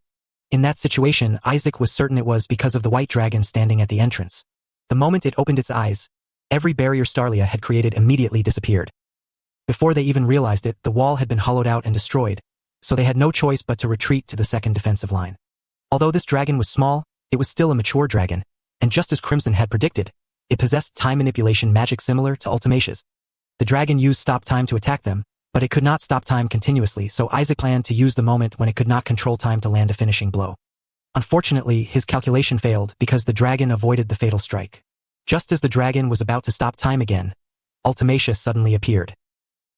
She tossed a sphere to the dragon and told it to take it. The dragon grew suspicious, unable to understand why she was here or what she meant by telling it to take the sphere. The moment the dragon tried to stop time, a blinding light erupted from the sphere, burning it and making it scream in pain. That light also left the soldiers present, including Isaac, completely stunned. It turned out that the Ultimacia the dragon saw was actually crimson, and the sphere was a white flash grenade. This anti-dragon weapon, which released sunlight when it exploded, had been modified by Crimson to detonate the moment time stopped. Crimson told Isaac that the easiest way to defeat an enemy who could move and stop time was simply to turn that frozen world into a terrifying hell. At that moment, a voice rang out, immediately putting four-eyed Isaac on guard. The voice belonged to the civilians they had been protecting. They now wanted to fight alongside the Corps, so Crimson had given them weapons. Crimson knew Zora had figured out his plan to use the magic circle and would send his drugged army around the base to interfere. And the solution was extremely simple. Have the civilians he had brainwashed fight those who had lost their will. That alone would be enough. While Crimson was riling up the civilians, a noisy, brainless dragon was trying to break inside. As it complained about Starlia's annoying barriers, it ran straight into the gloomy mage. Already irritated from not getting enough sleep, Fo grew furious when this loud idiot tried to barge in and cause trouble, so he blasted it straight to the afterlife with a single spell. Seeing the unusual arm of their mage leader, the mage corps panicked, fearing he had been possessed, and took turns beating him back to his senses. After being beaten by the whole group repeatedly, Fu immediately snapped. It turned out those guys had only done it because the vice captain had instigated them, not knowing she had been eyeing Fu's position as leader for a long time. After seeing Fu kill the 13th ranked dragon in one strike, Crimson wanted this corps even more. Under the pressure of the forest, the princess's barrier was gradually weakening, so they needed to reinforce the magic circle before it was destroyed. Meanwhile, Starlia and the aerial squad were still trying to hold out until enough energy was gathered. They successfully dove down from above and punched through the throat of the dragon, maintaining the barrier. However, the small dragon that could shoot needles had vanished without a trace. Starlia thought it was near the cliff, never expecting it to copy their previous attack and strike her from above. And just like that, the sky unit fell and Starlia was knocked down as well. In a large-scale battle where they were completely outnumbered, handling so many roles quickly exhausted her. But before Zora could celebrate for long, Terratectra reported that 1/3 of their puppet troops had been buried by the three swordsmen, so they needed to change their strategy. Although the three musketeers were already exhausted, with such a terrifying number of enemies, they still found it difficult to reach Terratectra. Shin, gasping for breath, wondered where Ragna found the strength to keep fighting when he already had one foot in the grave. What he did not know was that the main character, looking like he had just taken a full dose of painkillers, was fighting a mental battle to keep himself from collapsing. He had almost fallen, but remembering what the short kid had said earlier, Ragna regained his focus, and his strikes became sharper and sharper. In this desperate situation, pushed completely into a corner, Ragna felt himself growing closer to his future self. Future Ragna was not strong only because of Silverine battle arts. Before reaching that realm, he had gained another power that let him overcome adversity: imagination. Thanks to it, he could easily freeze multiple dragons at once with a single slash. Ragna awakening this ability was a major problem for Terratectra and Zora. But Ragna was not the only stubborn person on this battlefield. Princess Starlia was another one. Although badly injured and surrounded by dragons, she still struggled to stay conscious.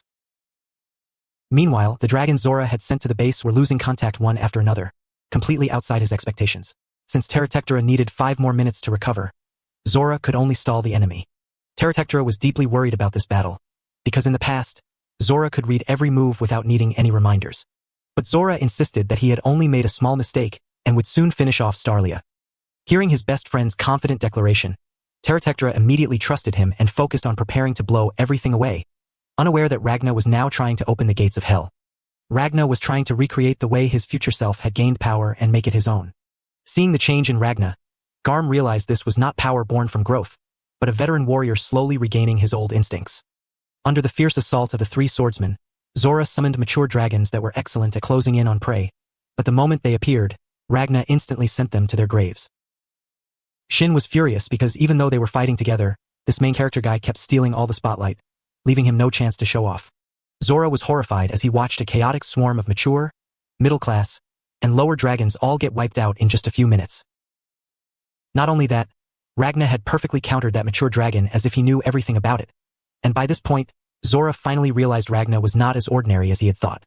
Near the base, the civilians brainwashed by Crimson mercilessly opened fire on the people controlled by Zora, forcing him to withdraw his troops. Looking at the weapons from the previous civilization and the way the person behind the scenes had brainwashed the civilians, Zora immediately remembered the battle in the capital. When he heard the report about that battle, it had felt extremely familiar. If he had to fight Ultimacia, he would also have chosen to destroy the capital right before her eyes like that. Seeing that the tactics used in both battles were similar, Zora had no more doubts and confirmed that the one trying to assassinate his winged monarch was here as well. Even though Zora now knew Ragna was the Reaper, he overthought things and refused to call Kamui immediately, fearing that the moment Kamui arrived, Ultimacia would be dragged into another dimension and killed. His powerful judgment had now become a fatal weakness in Crimson's hands. At the same time, Crimson had returned to take over the magic circle that the Mage Corps had worked so hard to prepare. Although he said he would use it exactly as they wanted, meaning to escape, he had absolutely no intention of bringing along the 1,500 extra civilians. Only then did Fu realize that Crimson had somehow brainwashed the mages under him as well. Remembering Princess Starlia's words, he realized that letting Crimson join their side had been far too dangerous. As if reading Fu's thoughts, Crimson began brainwashing him with a speech about good and evil. Fu had already guessed this might happen and prepared for it, but against someone as slippery and twisted as Crimson, he was still controlled. If not for his younger sister, he would have fallen completely under Crimson's control. Seeing that he could no longer manipulate Fu with hypnosis, Crimson threatened that if he did not obey, then every 10 seconds, he would kill the weakest mage present. In that situation, the gloomy mage could only grit his teeth and accept, but before he could do anything, Fu's red-haired sister, who had now woken up, used her teleportation power to send Crimson and the civilians he had brainwashed outside. Only then did the Mage Corps wake up from Crimson's hypnosis and vow never to be seduced by beauty again. Crimson had now been teleported away, just as he wanted, but no one knew where he had been sent. While falling through the air, Crimson realized that the shy girl he had thought was unimportant was actually like Fu, with magic that absorbed magical energy from the body. On top of that, she also had teleportation magic.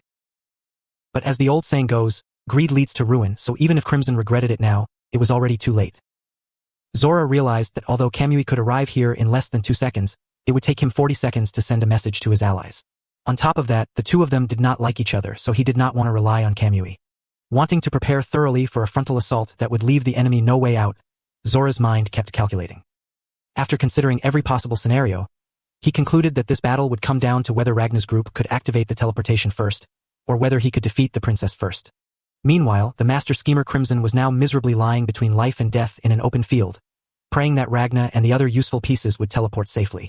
The princess's corps was now at a disadvantage, because the enemy was both numerous and capable of using magic, but they still refused to give up and continued pushing forward. Based on Crimson's analysis and the actual state of the battlefield, Starlia had found Zora's location. Zora himself also realized his position had been exposed, so he decided to go all in against them. He raised the dragon's rage level to 200%, even though that state would only last 10 minutes before they exploded. Zora knew the princess would not sit still and wait to be killed, but would launch a direct attack. What he did not expect was that the matchmaker lady would appear behind him in an instant and deliver a finishing blow. They thought attacking both his head and heart at the same time would surely kill Zora, but it turned out he had hidden his real body deep underground from the very beginning. Starlia took advantage of the contradiction in his consciousness and pulled his real body up. The moment Zora saw the Silverine princess, he seemed to remember his former master, someone he should have forgotten long ago. He was so captivated by Starlia's dazzling light that he almost forgot where he was, only snapping back when Terratectora reported something strange happening in the forest. Magic suddenly gathered rapidly inside the forest, and dragon heads rose from the ground, attacking everything within the forest's range. Only then did Zora realize that Borgias had recovered all of his power and had disrupted their battle. He was furious at first, but then thought this might actually be good, because he had acted strangely when facing the princess just now. The three swordsmen were not doing much better either. They were so exhausted that they could no longer speak normally, yet they still refused to stop and rest. Each of them wanted to steal the main role and become the strongest, so they fought with everything they had. But Terratectora had now gathered enough magic and immediately fired a blast toward them. Although Zora had not confirmed whether the Reaper was dead, he unconsciously lied to Terratectora, saying the princess was no longer alive. Not only that, he also advised his friend not to wipe out the forest yet, using the excuse that the Reaper might still be alive. Facing Starlia had made him remember the feelings he had when he was still human. There had been a master he wanted to serve with all his heart, comrades by his side, and a life in warm light. In that era, everything had shone brightly, but when that glory passed, he became what he was now. Through this battle, he saw everything he had once lost, and he deeply admired Starlia and her warriors. Zora wanted her radiance to remain in this world. He wanted her to survive, become a member of the bloodline, and abandon her humanity. Starlia remembered Crimson once saying that she resembled the reincarnation of Princess Luxia. And that princess was Zora's weakness. So as long as Starlia and her comrades refused to give up, his heart would waver. Thinking of that, the Silverine princess became even more determined. Even if she lost to the dragon before her in tactics, endurance, and combat ability, she would never surrender to a demonic creature like him. Her radiance was the will of resistance created by this world itself, so she would use it to control Silverine aura and destroy him. After saying that, she used every bit of strength she had left to control a giant spear and freeze Zora to a tree. Before he could even regain his senses, members of the Corps appeared out of nowhere, picked up the princess, and ran away. Christopher also arrived and smashed Zora's body apart. Taking this chance, Starlia called on everyone to pour all of their willpower into creating a massive force. That power wrapped around the entire spear in Chris's hand, allowing him to throw it with everything he had toward Terratectra. Seeing the spear flying toward him at terrifying speed, Terratectra only had time to fire a blast to stop the attack. Although Terratectra blocked it, the will of the Silver Core was not something to underestimate. After colliding and creating an explosion, the spear still pierced through the smoke and stabbed straight through Terratectra's heart. When Shin woke up, he found himself unable to move inside Big Bro Slime's body, while far away, Ragna was still running in some direction. Although he had been saved, to him this was complete humiliation. Ragna had also arrived in time to catch the spear and deliver the finishing blow. But before the Silverine aura could swallow him, the explosive dragon blew himself up, so Ragna ordered Big Bro Slime to take him to wherever his scent was. Although Terratectra had self-destructed to avoid dying instantly, he was now in a dying state because he lacked enough immortality to recover from such a severe wound. He left behind his final words, telling Zora that it was not his fault, and that what mattered most now was victory. As Terratectra closed his eyes for the last time, he remembered when he was still human. Back then, he had always revered Princess Luxia, but Zora loved her as a man, so after losing the princess, Terratectra could not reach his friend's heart. He believed that the current ending came from his own lack of sincerity.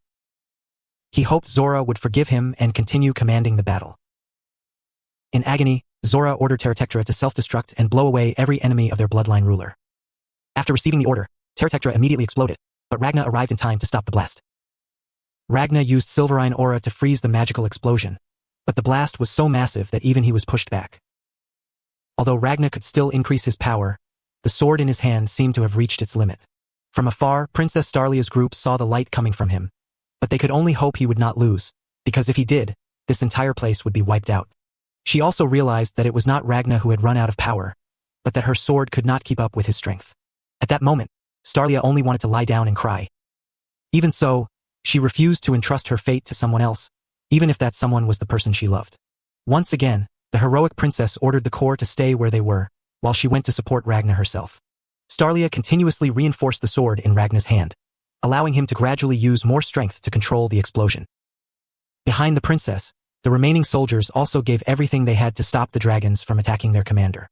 Meanwhile, the magic circle at the base was gradually gathering enough energy to operate. Thanks to the power of love, friendship, and all that good stuff, Ragna and Starlia managed to push the explosion back. But after a short while, the two of them could no longer hold it back, because Terratectra had aimed the energy directly at them. Just as the Silverine princess was about to give up, Ragna told her that there was still a sword inside him, and that he would answer with everything he had, so she should support that sword. The two worked perfectly together and delivered a finishing blow that froze the entire explosion while shattering Starlia's sword. In exchange, the Silverine princess got the chance to look deep inside Ragna's heart and learned that his future self was beautiful, yet unbearably lonely. Ragna was deeply grateful to Starlia, because after his long and lonely journey, someone had finally understood him. Starlia was also grateful to him, because without Ragna, they would have died long ago. She wanted to recruit him into her Corps, telling him to abandon someone as awful as Crimson, then turned around in a cool way and walked off. The moment she left, Ragna collapsed from exhaustion. Back in her own body, the princess was welcomed by her comrades, and the magic circle was completed at just the right time. Everyone had only just begun celebrating the activation of the magic circle when a bolt of lightning struck from the sky. The one who arrived was none other than Kamui. In the blink of an eye, he took the princess's life and brought her body before Ragna. Before Ragnar could react, Kamui kicked him away, continuously provoking him to squeeze out more power and surpass his limits so he would be worth Kamui's time. Because she feared the enemy too much, Ultimacia had unleashed Kamui, believing that the idiot Kamui could not possibly lose to Ragnar. Before the battle, Crimson had told Ragnar about Kamui. There was a mysterious figure called the Claw Monarch, who had no bloodline but taught martial arts to anyone he liked, whether dragon or human. Those who reached the level he desired were given the king's demon swords. The wielders of those strongest swords in the world were called the Claw bloodline, connected through martial arts instead of blood. However, one rogue attacked one of them and stole a demon sword. That rogue was none other than Kamui back when he was still human. Because he was both strange and incredibly powerful, Crimson warned Ragnar not to fight him while Ultimacia was still alive. But after seeing the princess fall, Crimson's warning was thrown out of Ragnar's mind by rage. He directly confronted Kamui to avenge his new friend. The two clashed violently, and since Kamui held the advantage, Ragnar was forced to use Silverine battle arts just to even the fight. Kamui then returned to his dragon form and sent Ragnar flying back. To counterattack, Ragnar gathered Silverine aura into his arm, trying to cut off Kamui's upper body, but failed. That attack consumed the last of his strength, leaving him unable to move anymore. Suddenly, Ragnar heard someone calling him, and when he opened his eyes, the main character once again met Starlia. He was so surprised to see her that he shoved his face right up close to hers. Starlia became so embarrassed by the close-up that she kicked Ragnar headfirst into the ground. Blushing, she told him to call her Lia, but the moment he called her name in that bizarre posture, she became completely delighted. The place they were standing in was the destination of the teleportation point. While searching for the others, Lia asked Ragnar what he thought of Garm and Shin. He said he was very grateful because they had not only saved him, but also helped him use more of his future power than ever before. Hearing Ragnar say that, Lia proudly listed their strengths. Not only the two swordsmen, she also listed the abilities of every other key member of the Corps. As they walked and talked, the time for farewell finally came. Lia told Ragnar to go on ahead, while she needed to create a sword. She did not know where it was, but since before she was even aware of herself, the image of a sword had always existed inside her. Although she could not see it clearly, it was called the Silver Comet, the silver star that had fallen upon them long ago. It was the origin of all silver, and creating a sword bearing that name was Lia's mission.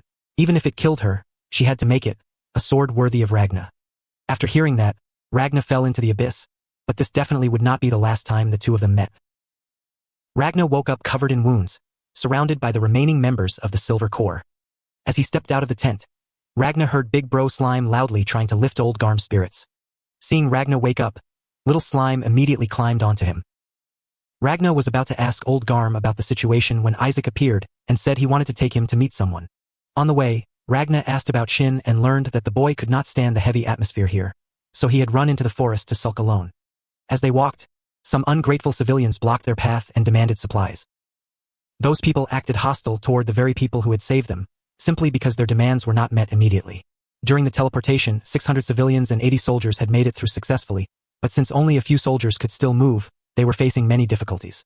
After saying that, Four Eyes realized Ragnar still had not eaten anything since waking up, so he tried to take him back. Ragnar noticed that Isaac was unstable, but the man forced himself to say he was fine. He wanted to use work to temporarily forget the truth that their commander was gone. He wanted to care for the remaining civilians in Starlia's place. Ragnar was about to tell Isaac that Lia might not be completely dead, but from behind him, Ultimacia suddenly appeared. Panicking, the main character spun around and punched her right in the face. Isaac immediately stopped him because the person he had just punched was not the Winged Monarch, but someone from the Sun Cult. Before he could finish speaking, time was interfered with, and in front of them appeared a crowd of identical people excitedly discussing Ragnar's power. After some discussion, they decided to send the oldest one out to explain the situation to Ragnar. Although she had the same face as the Winged Monarch, she was the Time Saintess, Carla, a dragon-slaying monk of the Sun Cult. Even after hearing her introduction, Ragnar still looked displeased, while Isaac immediately dropped to his knees and apologized on his behalf, afraid she would punish Ragnar. They had not planned to do anything to Ragnar, but since one of their precious copies had already died, Carla wanted to take the life of someone worthless like Isaac as compensation. Even though she used the same magic as Ultimacia and was not a dragon, seeing a bunch of people with that same face made Ragnar feel sick. In the end, he bowed his head and apologized to them, begging them to revive the one he had punched to death instead of taking Isaac's life. Although she hesitated at first, Carla eventually revived the copy. Witnessing this scene, Four Eyes finally understood why Starlia did not want to become part of this insane Sun Cult. The place they were standing in was territory protected by the Sun Cult, so dragons could not approach, and Ragna's body had also been treated by them. Because his body was so special, Carla had to work extremely hard just to bring him from almost buried to seriously injured. Carla's tone and gestures were exactly like Ultimacia's, making Ragna feel sick whenever he looked at her, so he could only ask her to cover her face. While they were talking, the matchmaker appeared, but she was no longer Princess Starlia's butler. She was a member of the Sun Cult. Her mission when approaching Starlia had been to recruit her into the cult. Normally, Nazarena was only the princess's teacher, but when Starlia lost her place, she would become the bridge to the Sun Cult. Hearing that, Isaac became angry on behalf of his commander, because Starlia had always treated Nazarena well. Yet Nazarena had deceived the princess like this. But none of that mattered now because the princess was gone. Carla saw Ragna's condition as a miracle of the sun god and tried to lure him into the cult. But of course, he flatly refused. At this point, Carla could only use the refugees and the princess's ideals to pressure Ragna into joining. But her attitude only angered him and made him leave. After that, he carried Big Bro Slime to a ruined building. Inside, he reunited with his troublesome partner, Crimson. Thanks to superior modern technology, Ragna quickly escaped his mummy-like state, and he felt as if he had been to Crimson's moon base before. Speaking of Crimson, he was still angry at Ragna for damaging his teleportation gate earlier. If it did not have a self-repair function, Ragna would have been in serious trouble. Crimson already knew the result of the battle and also found it regrettable that the Silverine princess was gone. But as long as Ragna was alive, that was enough. Crimson had drawn up a new plan. Build a fighting force centered around Ragna, fully restore the subspace, and act within the next 3 years. Ragna disagreed because he still had not hunted the winged monarch, even if his chances of winning were not high. Seeing Ragna being stubborn, Crimson had no choice but to say that even if he killed that dragon woman now, Starlia would not come back to life, so Ragna should follow his arrangements. Contrary to Crimson's expectations, Ragna insisted that the princess was still alive, even after being beheaded. He said that ever since they fought together, he had formed a strong bond with Leah, and even now, while on the moon, that bond between them had not disappeared. Not only that, Ragna remembered that after Kamui took the princess's head, he immediately placed it back. At that moment, Ragna saw the cut surfaces seem to stick together like magnets. Because of that abnormality, Ragna was certain the Silverine princess was still alive, and he needed Crimson's help to save her. In Crimson's eyes, hunting the winged monarch right now was nothing but a fantasy. Ragna could not defeat Kamui, and to defeat Ultimacia with her time manipulation, he would need to attack by surprise. Unlike before, when Ragna would unconsciously accept everything, this time he was determined to convince Crimson that saving Leah would benefit them. Although Crimson found it regrettable, he still believed that losing the Silverine princess did not greatly affect his plan, so he could not risk losing Ragna. Ragna found that hard to understand, because Crimson was the one cursed to be unable to die. But Crimson quickly told him that the only reason Ragna had survived until now was luck, and once heaven stopped favoring him, he would be finished too. Even after Crimson and Golem tried to talk sense into him, Ragna still wanted to return to Earth and keep fighting, for no other reason than to live and laugh together with everyone. Realizing that the plan he had worked so hard to create was about to be ruined by Ragna, Crimson activated the poison. He wanted to recycle Ragna, because what he needed was not Ragna himself but Silverine battle arts. If he studied Ragna's body, Crimson believed he could reproduce that power in someone else. Through the battle in the capital, he had partly understood the principle of integrating blood into a bloodline. Crimson had planned that after he finished using Ragna's body, he would turn him into a living corpse. He was happily running through his calculations when Ragna suddenly woke up, leaving him stunned. Ragna believed he was still alive because he was half-sword, and that made Crimson furious. Crimson thought that if Ragna could survive a poison made with that level of technology, then it could only be because he was too stupid to die. Seeing Crimson starting to go insane, Ragna struck him and sent him spinning into the wall. Seeing her master attacked, Chimera angrily rushed at Ragna again and again, but he easily stopped her every time. Ragna had seen through Crimson's cowardice ever since he remembered the scene of their meeting in the future. He had long realized that Crimson had deliberately hidden his heart away out of fear.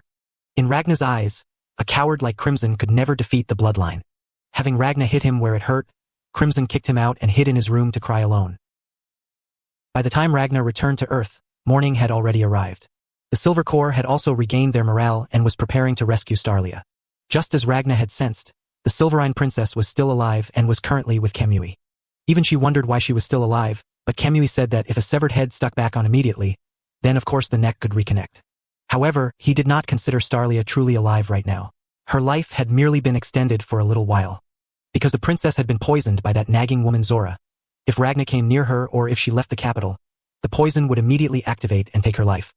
Kamui revealed that he had actually arrived earlier to watch Zora's ridiculous show.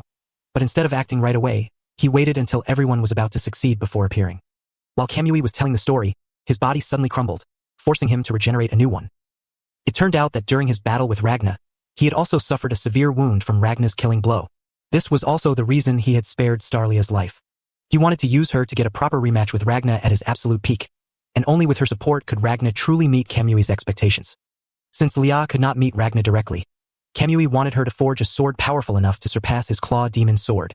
Meanwhile, Ultimacia was desperately searching for the dragon god, but no matter how many times she called out, the god refused to appear. Just then, the handsome version of Borgias appeared. His dashing appearance left not only Ultimacia, but even Borgias himself unable to adjust. He came to inform Ultimacia that Zora had located the teleportation magic circles in the capital and was guarding them to avenge his friend. As he was thinking, he suddenly saw the sun disappear before his eyes. At the same time, Borgias went to ask Nebulum what had happened and learned that the boy was the one responsible. Ever since evolving, Nebulum had tried analyzing the space crimson left behind again, and realized he could recreate it across the capital. By the time he noticed that, he had already done it. Although Borgias already knew his disciple was a genius, he never expected him to be this brilliant. And so, he could now entrust things to Nebulum with peace of mind before disappearing. Because the current winged monarch, unlike the cold former winged monarch, was someone he was willing to sacrifice himself for. While the master and disciple were sharing a touching moment, elsewhere, Kamui was burning with desire to defeat Ragna and obtain power beyond even God. From the moment he was born, his life had been tied to destruction and plunder, yet to him even that was still not enough. The Silverine princess had also begun forging the sword. She was not afraid of death, but she feared a meaningless death, so she quickly regained her resolve.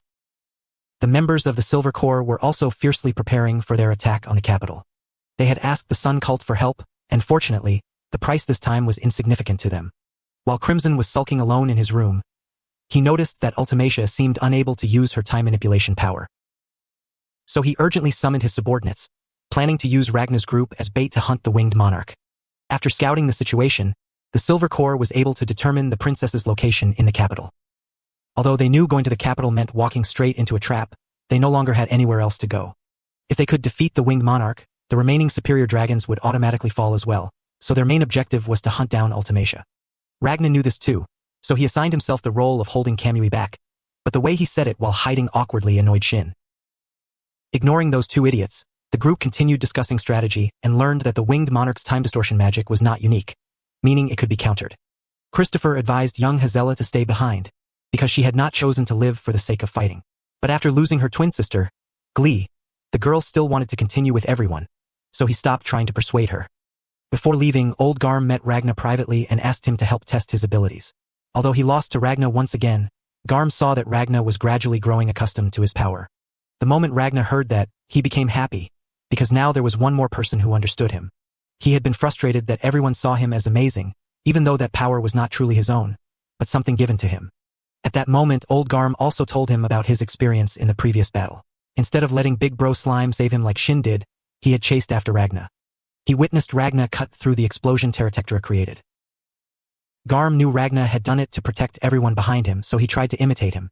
Garm said that no matter how Ragna felt, once he was on the battlefield, he should keep showing his strength, because it lifted everyone's spirits and helped them surpass their own limits. Thanks to Ragna, some people might even reach the top and surpass him. The old man wanted to be the first to achieve that. At dawn, the entire group set out, and the gloomy mage Fu was no exception.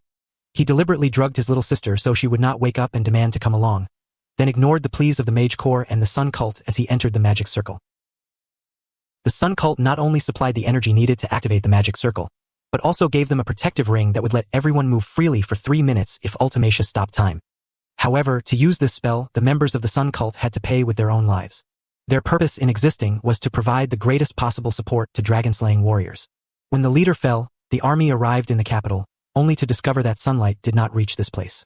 Borgias and Zora had already been lying in wait for their arrival. Still burning with resentment, Zora was determined to use his life to destroy the Silver Core and avenge his best friend. Kamui did not care what Zora wanted to do, because his only target was the silver-haired Reaper. The moment Ragna saw him, he immediately chased after him, leaving Zora to the army. At the same time, Nebulum sensed Crimson's presence right above him. Crimson had discovered that Ultimacia could not use her time-stop spell, so he immediately dropped a massive Gundam into the battlefield. Seeing that ordinary attacks had no effect on the Gundam controlled by Golem, Borgias returned to his dragon form. He said he would not interfere in the battles of the other superior dragons, but he would use his giant body to crush everything. When Ragna arrived, he saw Starlia lying beside Kamui.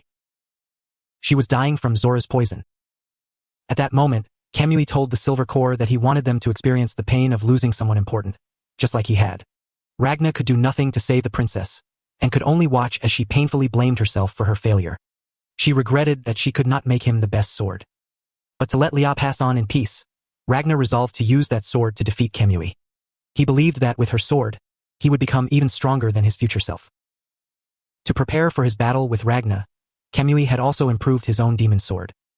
He was confident that even without returning to dragon form, with his perfect physical state and weapon, one slash would be enough to send Ragna to the afterlife. While Kamui kept bragging about his strength, Ragna used one hand to freeze the entire attack, then counterattacked and sent half of Kamui's upper body flying.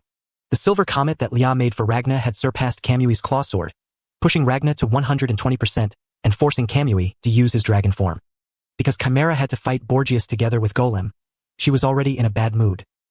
And to make things worse, that guy refused to fight seriously and only kept talking trash. Golem kept flying around but could not use his ultimate weapon because he was restricted by the barrier Nebulum had created. While Golem and Chimera were locked in a struggle with Borgias, Ragna was exchanging martial arts with Kamui. Ragna had to fight Kamui while creating an opening for Lia to be carried away safely. Neither side gave an inch, with one attacking and the other dodging. After confirming the princess was safe, Ragna began fighting seriously, sending Kamui flying into the sky and crashing into Golem. As Ragna jumped after Kamui, he ran into Borgias' attack. He casually froze the attack aimed at his head, but Kamui came back and knocked him out of the barrier. Even without the Silverine princess leading them, the Silver Core did not become weaker. The fact that he was being repeatedly pushed back by an old man like Garm only shocked Zora even more. He had released a colorless and odorless poison, believing that without the princess's protection, these soldiers would certainly be poisoned.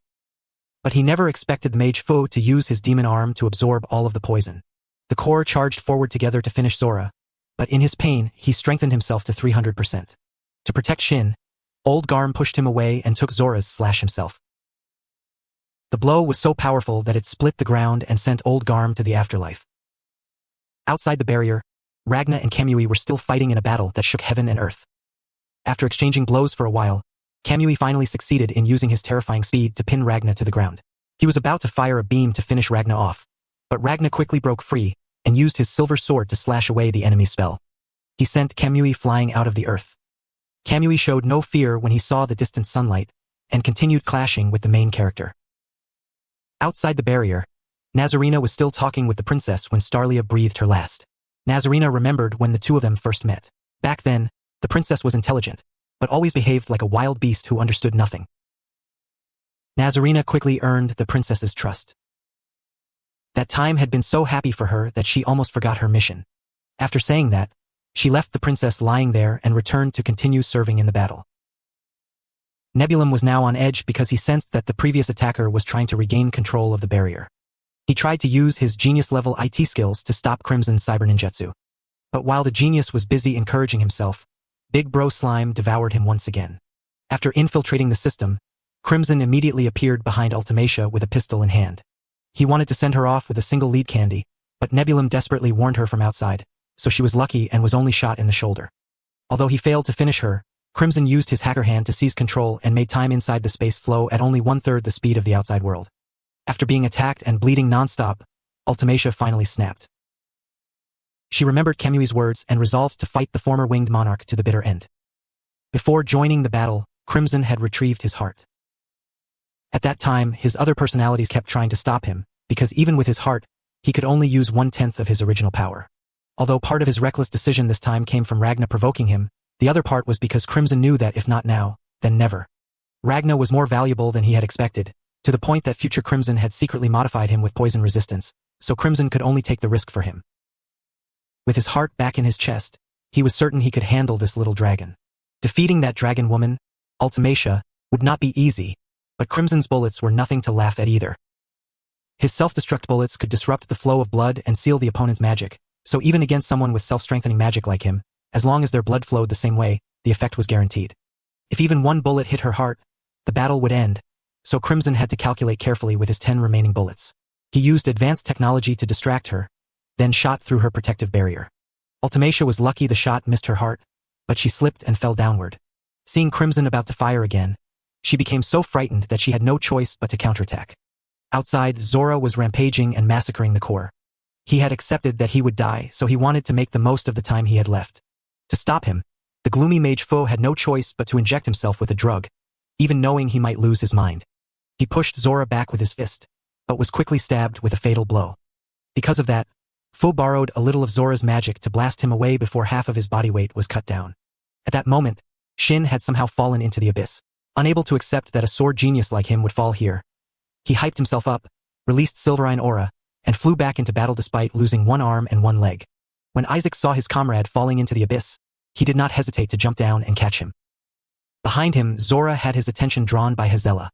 Just as he was about to attack her, Shin flew in with a burst of Silverine Aura, instantly freezing the head of the huge, dark dragon. After that, the young man completely ran out of gas and fell freely. Foe, who had been saved by Four Eyes, was now barely alive, but the magic he had absorbed from Zora was enough to return one shot to him. Not wanting to be outdone by Old Garm and young Shin, Christopher also charged in to hold the dragon back, giving Fu enough time to charge his attack.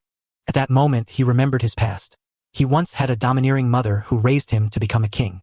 After she died, Chris became a mercenary who would do anything, even illegal work, yet his heart remained empty until he met the Silverine Princess. Thinking of his master, he was fired up and used all of his remaining energy to fight Zora one-on-one. By then, the energy had finished charging, and right before firing, Foe told Isaac that in the past, he had been a drug maker caught by the princess. Surprisingly, before joining the Corps, Four Eyes had been kicked out of the army because he failed to catch the culprit behind that case.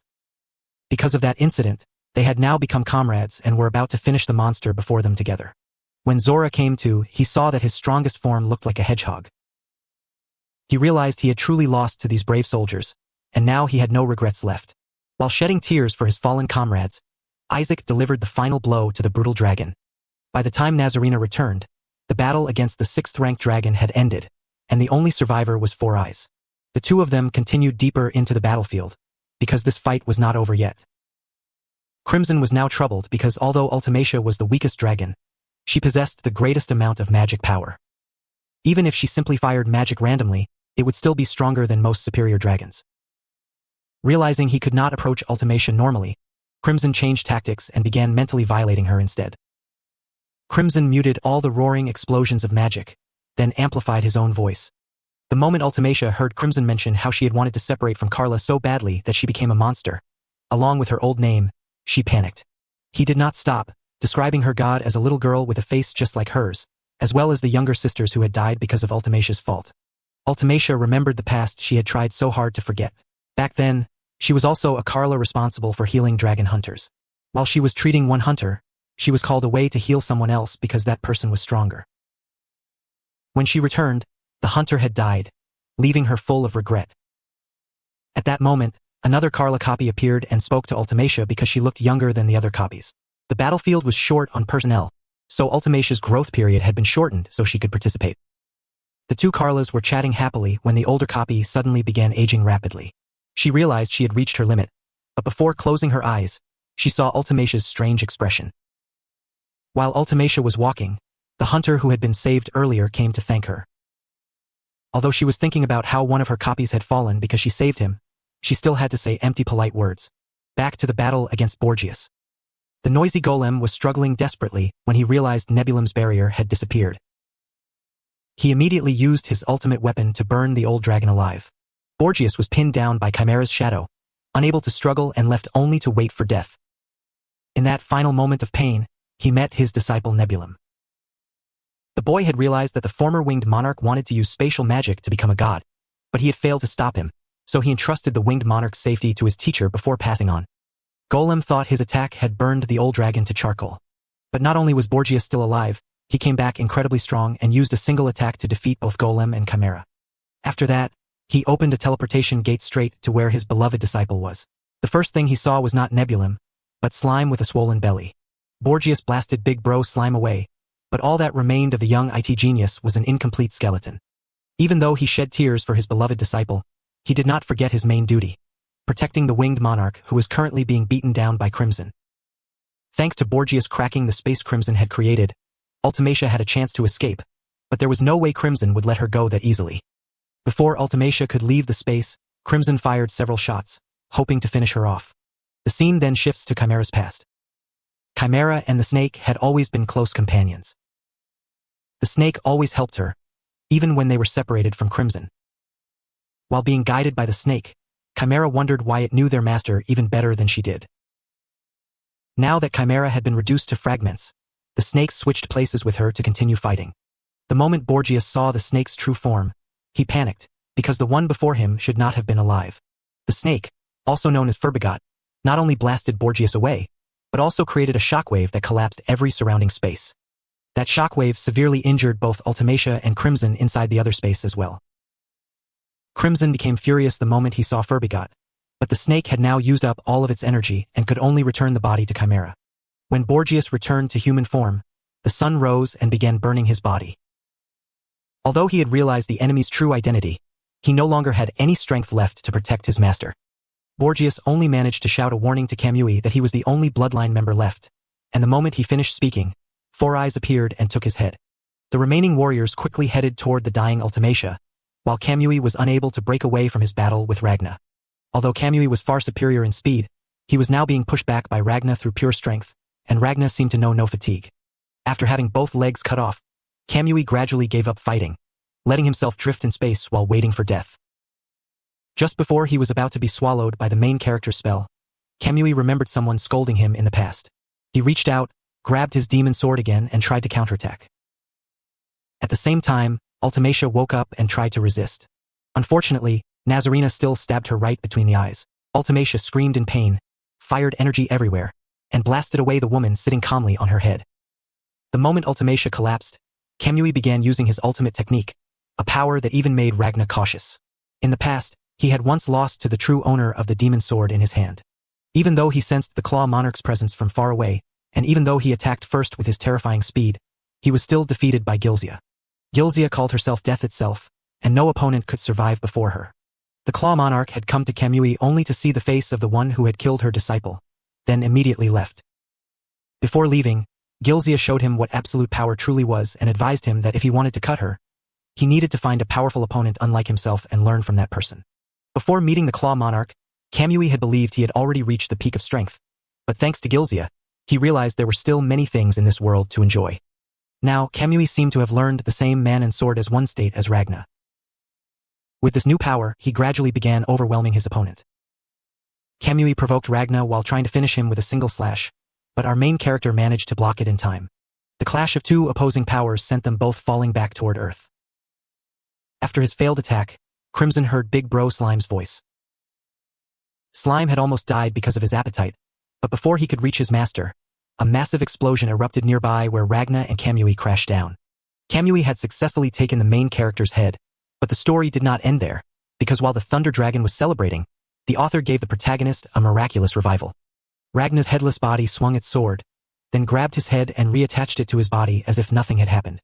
After avoiding the aftershock of the collision, Ultimacia slowly dragged her dragon body toward the battlefield. On her way there, Ultimacia remembered the first time she met Kamui. At that time, she was still performing the duties of a Carla, but she was already the oldest Carla. After treating a hunter, young Kamui fell from the sky and crushed all the other Carlas. The moment she saw him, Ultimacia was terrified, because he was a lightning beast who could not tell friend from foe on the battlefield. Even while injured, the rude loser kept insulting Ultimacia nonstop. As Ultimacia tried to treat a younger Carla, Kamui suddenly brought up his own origins and started going berserk. It turned out he simply did not want to owe anyone anything, which was why he refused her help and flew into a rage. But the moment Ultimacia walked away, the boy could no longer endure it and collapsed in a pool of blood. Ultimacia was so frightened that she tripped and fell flat on her face. When she stood up, she kept wondering why she was so afraid of death.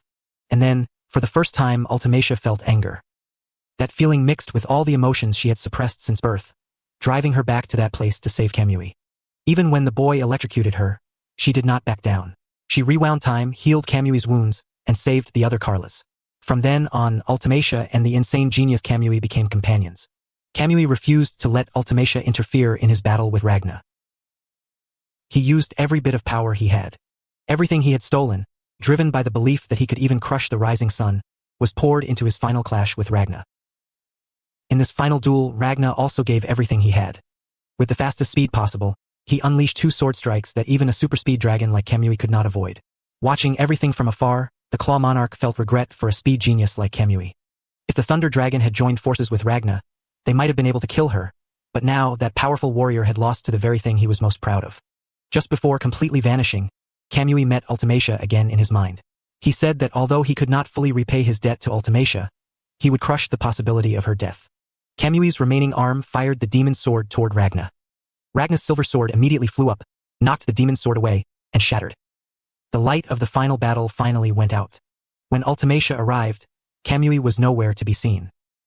In despair, Ultimacia once again managed to use time distortion and stop time. She rejoiced because if she rewound time, she could even revive the other members of her bloodline.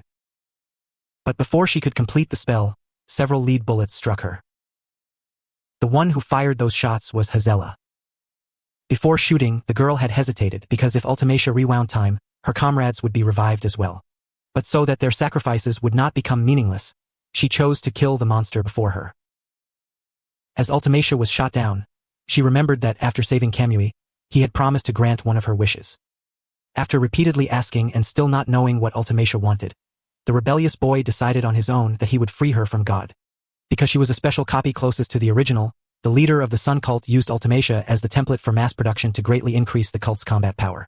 However, under her guidance, all the Carlas went insane, forcing him to execute them all. Worse still, their disobedience caused the cult's front line to collapse.